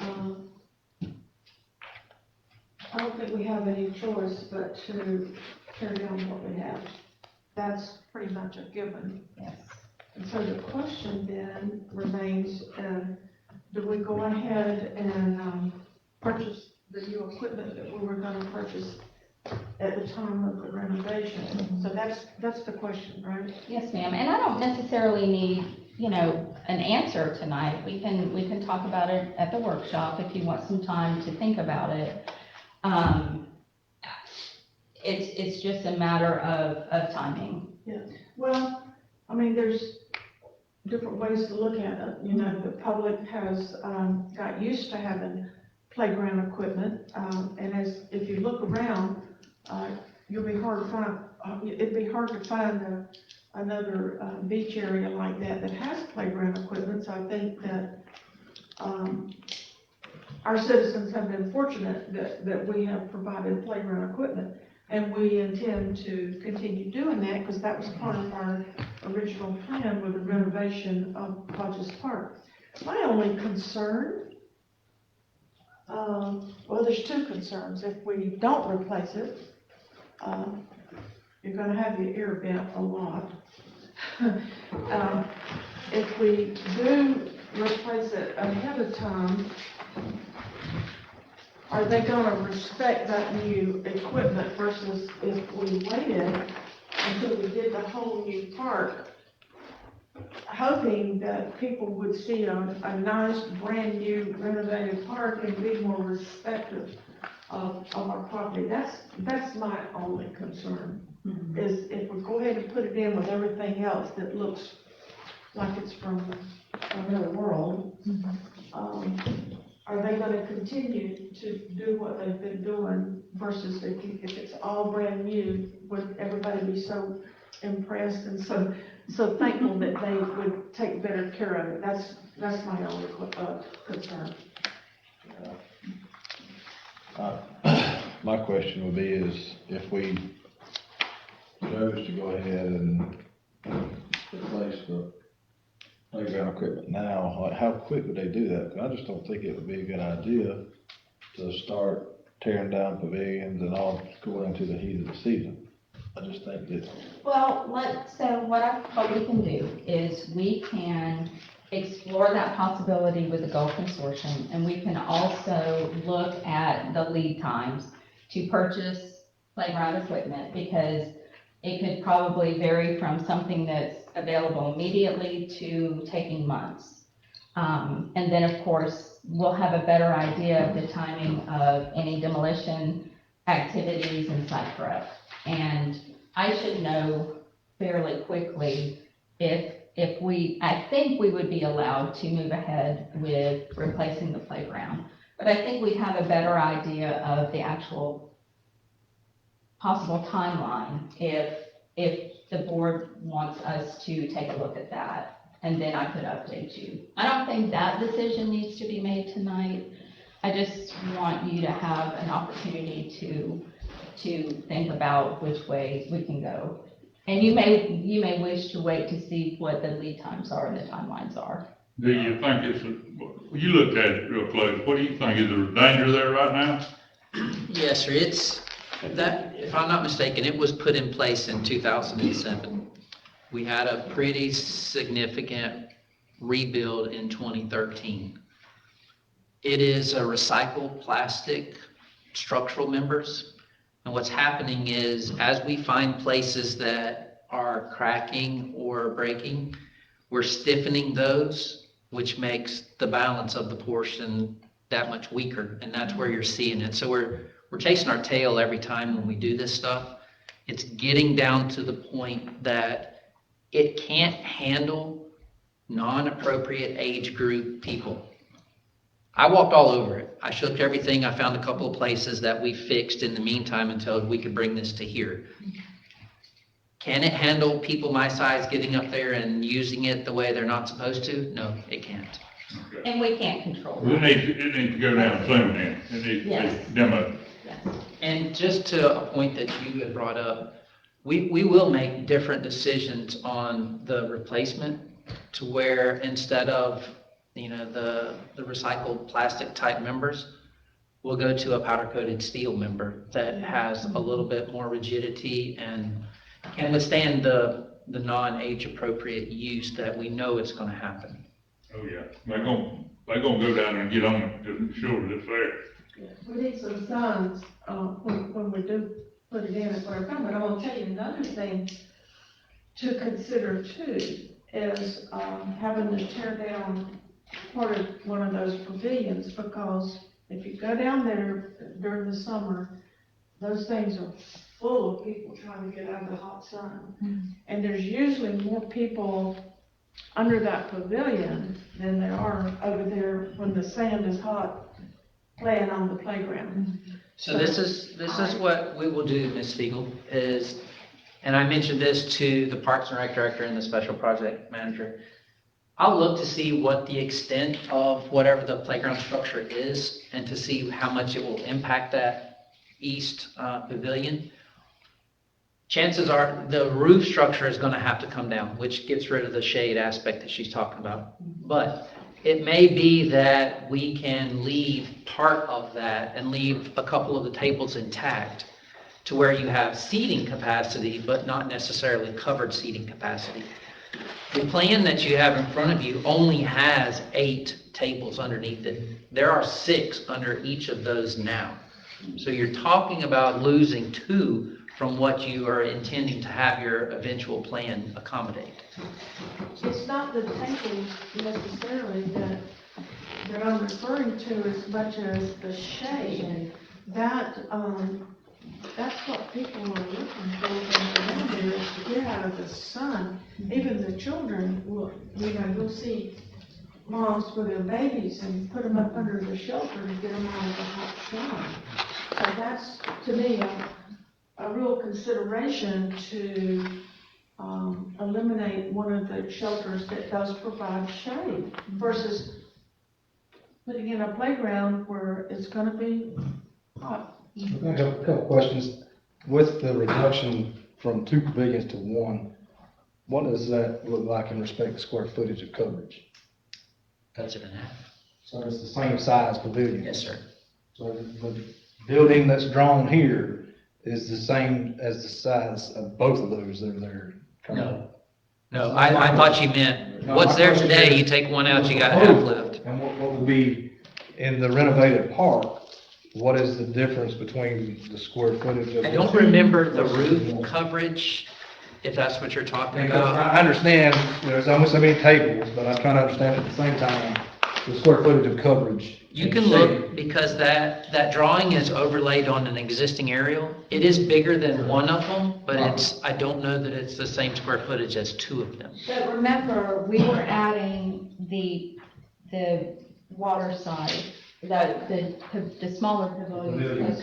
Yeah, it was included that there would be 2 additional pavilions over on the west side next to the water's edge, but that's separate from that main structured area. Right. But Closer to the water. additional seating, It is. area.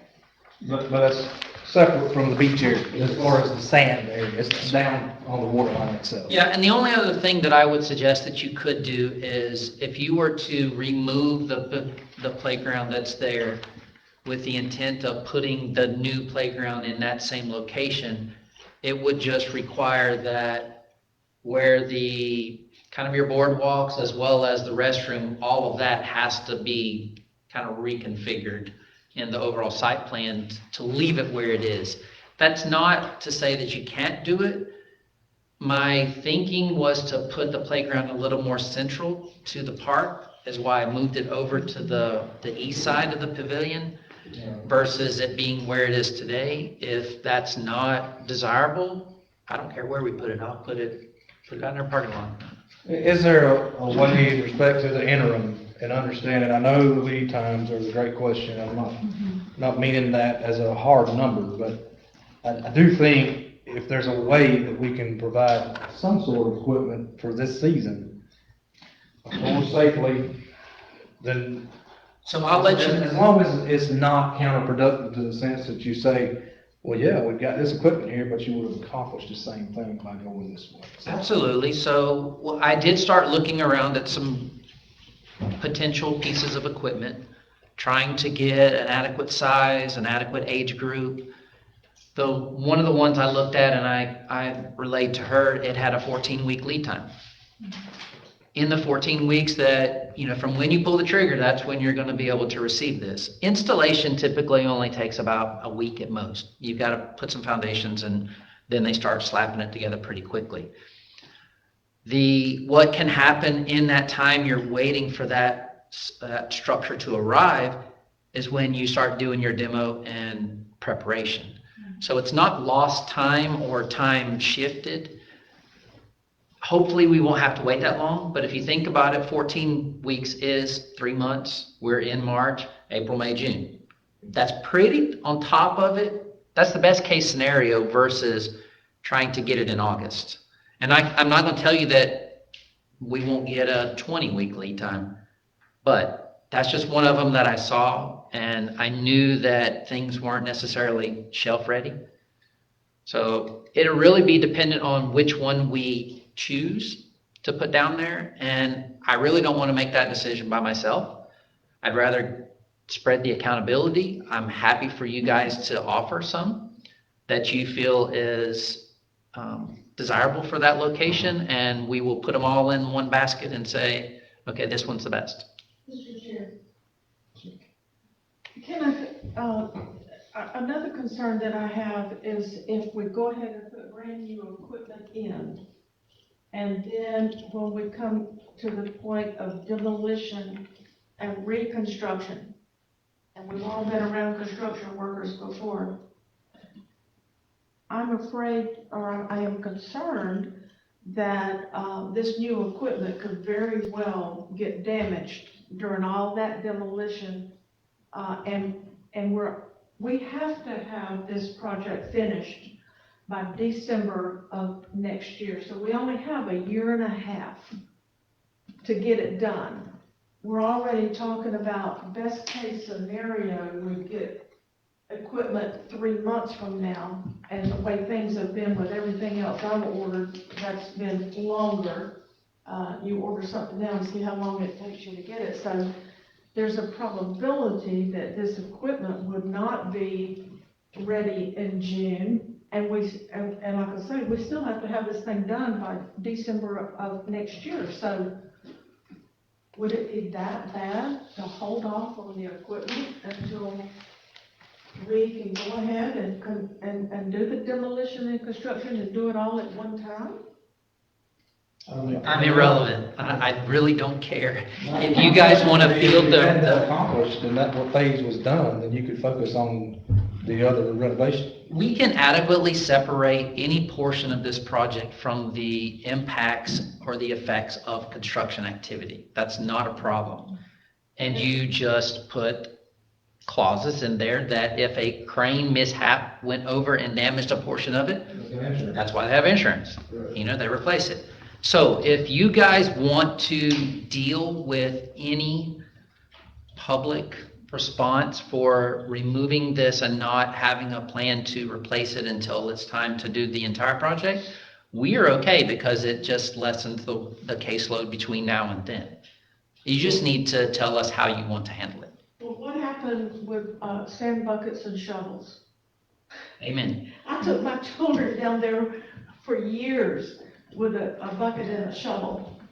And there is another Before we park. had playground equipment. There is a playground at Taylor Coastal Park, which is not far from there, which may help the residents. I understand it may not help visitors because they want to go to the beach and stay there. I don't know that they want to make another trip, down the road to slide.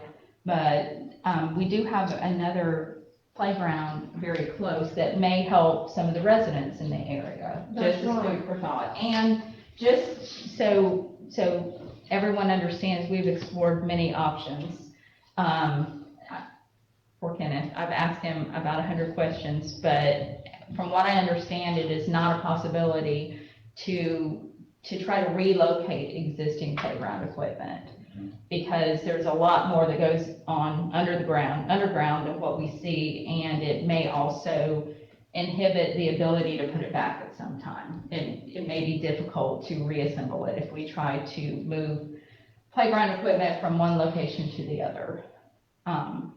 Which is why we, have been very diligent trying to repair the equipment to make it available to the public as long as we could. Yeah, and if you're trying to please the public with this,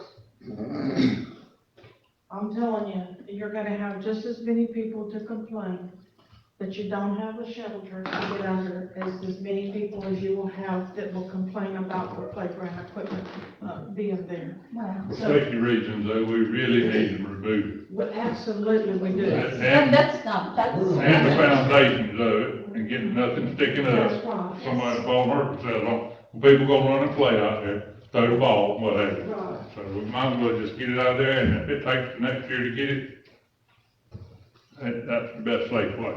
That's my opinion. Well, certainly we don't need any accidents. Be done, that's just. So really my question is, do you wish us to bring some options back to the board as far as replacing the equipment? Not for me. I'd say we tear it down, Me do it too. all at one time. You don't have to worry about construction damages, and you're gonna get complaints from the public. Whichever way we go, there's gonna be complaints. And there is another park, a nice one, down at the, The coastal park, and we just added, cornhole. yeah, that's nice down there, and it's shaded. I'd agree to do it all at the same time myself. Well, that might be the best way. Keep them out of it until you get it complete. I mean, they can still get to the beach, like I said, I told somebody today, there wasn't playground equipment there when I went to the beach when I was little. You had a bucket and a shovel, didn't you? Pretty much, I went out there and found fiddler crab. I'd be in favor of let's understanding some interim possibilities.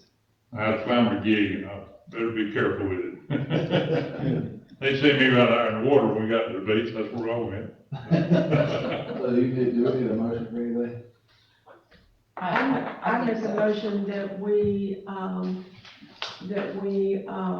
tear down what's there, everything there, concrete under it and everything, and that we wait and add the playground equipment when we start the renovation process. I'll second that motion. We got a motion and a second to tear it all down and replace the playground equipment when we do the project at Hodges Park. That's right. All in favor? Aye. No. All right. So we'll go back to Mr. Mark. Did you find what you were looking for, bro? Yes, sir. Honestly, with the way my memory goes, sometimes I'm surprised. I found it. It was the February 22nd paper, and it was in our, you can see the ads here. It has they said they were taking applications through the 28th of February. Was it one ad? I found the one, and I didn't go further back to look to see if there were more. I don't care. I only brought it up because I'm pretty sure I remember seeing that ad. Thank you. I obviously missed that. And normally I put a copy of the ad. Don't forget to sign the bottom of your ballot, y'all.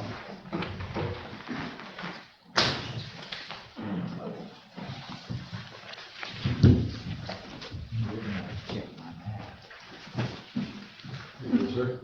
Thank ahead.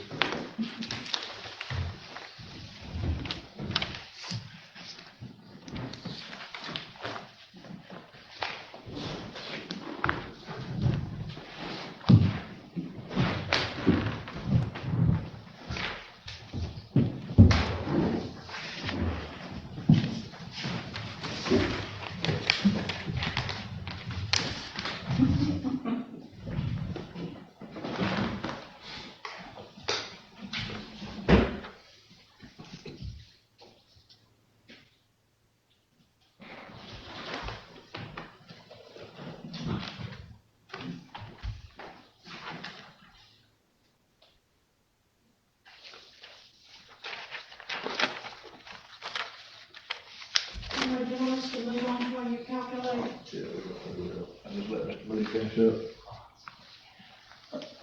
Okay, we'll move on to 28, county administrator to discuss informational items.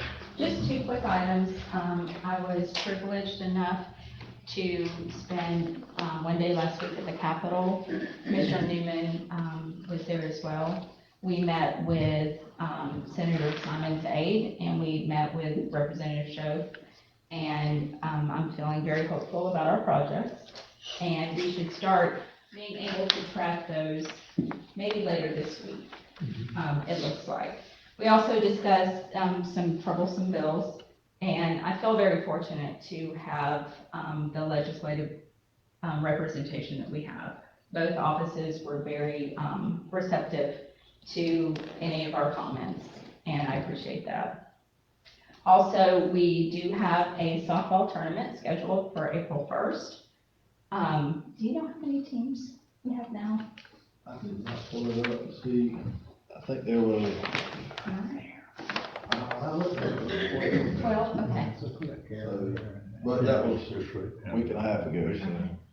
So we're still watching to see how many people sign up for this tournament, but as of now, it looks like we're favorable.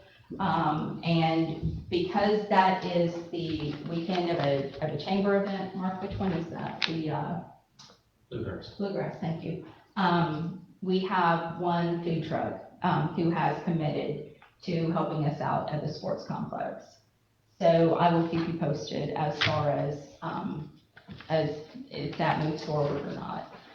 From what I understand, it can be questionable if teams pull out to go to other tournaments, but I think as of today, we're in good shape. There's 12. 12, okay, and that's, Yeah, I mean, we should have more of them. I see we've got 3 divisions, that looks good right now, so. good. And so, hopefully, at the first meeting in April, I can update everyone on how that tournament went. And that's all. Thank you. Comments and concerns from the public, non-agenda items.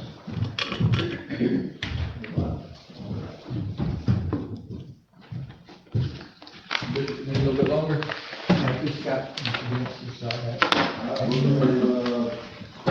Board informational items, Mr. Biggles? Yes. San Pedro Bridge, what's going on with that, Kenneth? The consultant engineers are working on the design. I think they have maybe a month or so, something like that, to finish it up. So how long? A month or so for them to finish up the design. I'll bring that proposal back to you guys in the form of probably a bid specification, unless we're gonna do it under emergency issue, and then we would advertise that to make the repairs. Okay. The other thing is, I had someone to tell me, this week when I was talking to them, that they had tried to call in, and that they knew other people. It was, I forget what we were discussing, but several people had tried to call in, and they said that it was never answered. And I said, well, you know, sometimes, if it's something that's toward the end of the agenda, and they said, well, you know, that they had called in, and I think it was concerning the Granger Bridge. Somebody called me and said several of them had tried to call in, and it was never answered. I had a couple tell me the same, that I had received some calls, that they did try to ring in, and it'll actually this route was focused on this bridge. But anyway, that, I got to the same Should thing. automatically speak to that.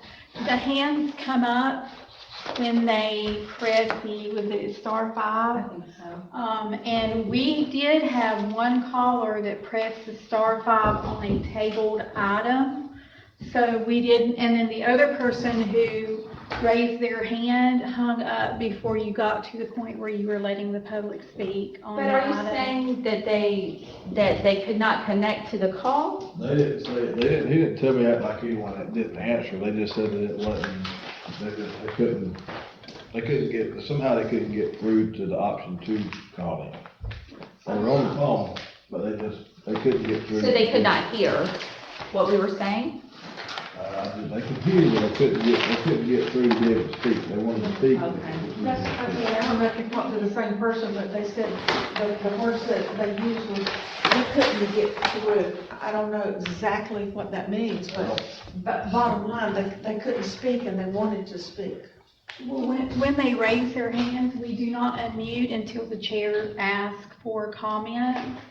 And then we'll tell them who is waiting on the line, so they have to hold. So do we need to have something in place that the chair can, announce that, you know, if you call in and raise your hand or something, some kind of, you know, more instructions to. I think we do that at the beginning of the meeting, But you tell how to call in, but do you tell them that, you know, all the specifics of how to stay on, raise your hand and all that? You tell them what to do, you know, basically they dial star 5 and the moderator will unmute their line and they got to, speak their name and address and then address what they're I going to do. hate that. I don't know, because if it's busy, I try to help Marcia watch the screen to make sure we don't miss anyone. Well, I told all these folks that there's gonna be, you know, more meetings on that topic, so, they just keep a watch on those meetings to make sure they're either in attendance or, you know, make sure they are gonna get through and. And then you can let them know too, if they raise their hand while you're discussing another item, then we're gonna think that hand raise was for a different item, not maybe the item they wanted to talk about, because sometimes they will raise their hand right when they get on there, and if you unmute them, they're gonna wanna talk about an item way down the list. Okay. Well, you could, in that case, if that happens, you could say, we haven't got there yet, if you'll just hold on or something. Oh, yeah, but they hung up, so. Yeah, okay. That's allowed. Mr. Dennis? Yes, sir. I have something, not saying it to this county commission meeting, but the state road out on 27 where you coming in at Buckeye and the scales over there. I saw this Sunday night. A bus full of people came around that curve and they didn't know whether to go to Buckeye. Fact about it, they split that intersection. And if a car had been coming from Perry over there, they would have hit that car. There need to be a sign that says congested area or one of those blinking lights on the state. I can email the local, He's talking about County Road 30. Are you talking about 30 or 27? 27, coming from Mayor. It's confusing. Yep. It's he's confusing. talking about where you turn left to go to, Towards the mill, Yeah. come off, coming from Mayo, and then you Yeah. make that curve, it stop, instead of stopping, stop sign, then crossing. 27, they just run through it. Well, then you can't see the stop sign until you're right there. You don't know You something make says. a curve, then you Yeah. can see the sign, yeah. Yeah. I can email the local. Please do. application office and- That could have been a catastrophe. That could have been rough. Okay. That's it for me. Yeah, I just want to clarify, I mean, I'm certainly glad to serve on board in respect to the playground equipment. I'm in support of removing the equipment, but I certainly was disappointed not to have some plans, but we'll plan accordingly in respect of what we need to do between here and there. But just for the benefit of folks' understanding, obviously, if things are not safe, they don't need to be in place. And so that certainly includes for our kids, but it'll be great when that's cleaned up and we don't have any dangers of folks stepping on things or falling off of things and such as that. But I do have hopes that we can see something, possible there in there. Thank you. Good. All right. Well, got a three-way tie. So, I don't know that we've got, other ballots. I think there's enough over there. There's a tally sheet, but I don't know if there's another ballot. There it is. Where is it? I went ahead and printed double ballots. I printed 10 of them. Maybe, just in case that happens. You gotta do it again. On the three, there's three. Okay, the three are, of the ties are Ernestine Mitchell, Sarah Vinson, and John Byrne. That's the only three we need to vote? Yeah, you vote on the, it'd be 1, 2, 3.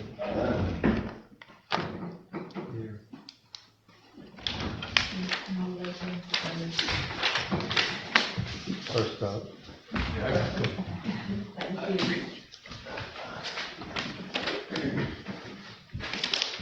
Down the bottom, y'all. Oh, your sign? Yeah.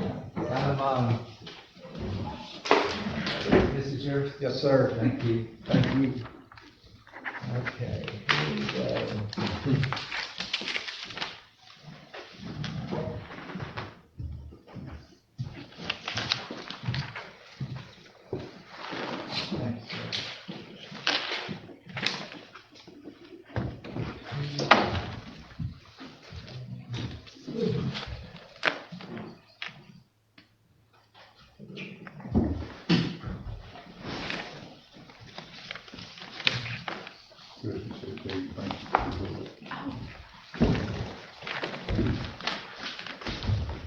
What I'm doing here is I'm just putting the first name and the initial. This is not enough for me. Do you hear me?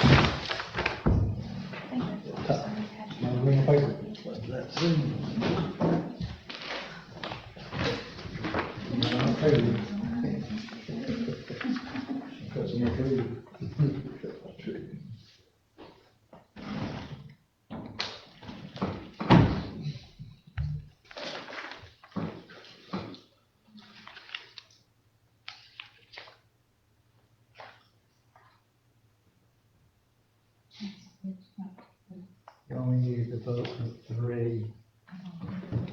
You can mark through that and put your initials down.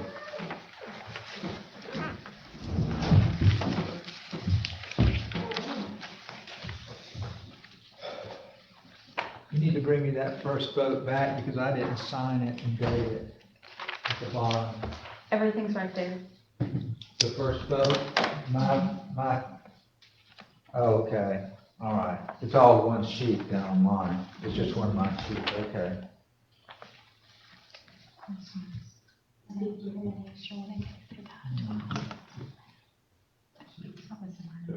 Okay. Here we go. 2, 4, 6, 7, 8. Okay. 1, 4, 5, 7, 9.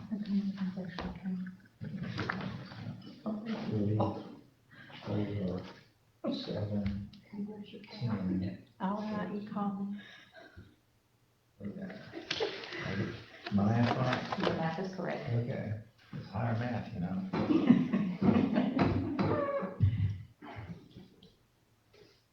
It is the 21st, right? First day of spring.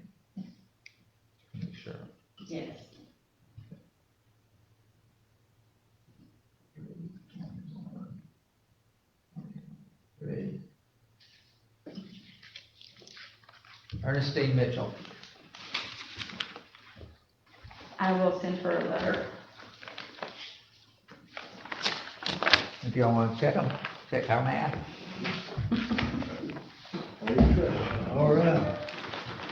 Nothing else, good? You need to do that, have a motion for that. For, we need a motion, I guess, to appoint that? Yes. I'll move. Second. Motion, a second, all in favor? All right, nothing else, over here. Motion to adjourn. Motion to adjourn, got a second? Second that. All in I was favor? gonna say I would, but it don't count.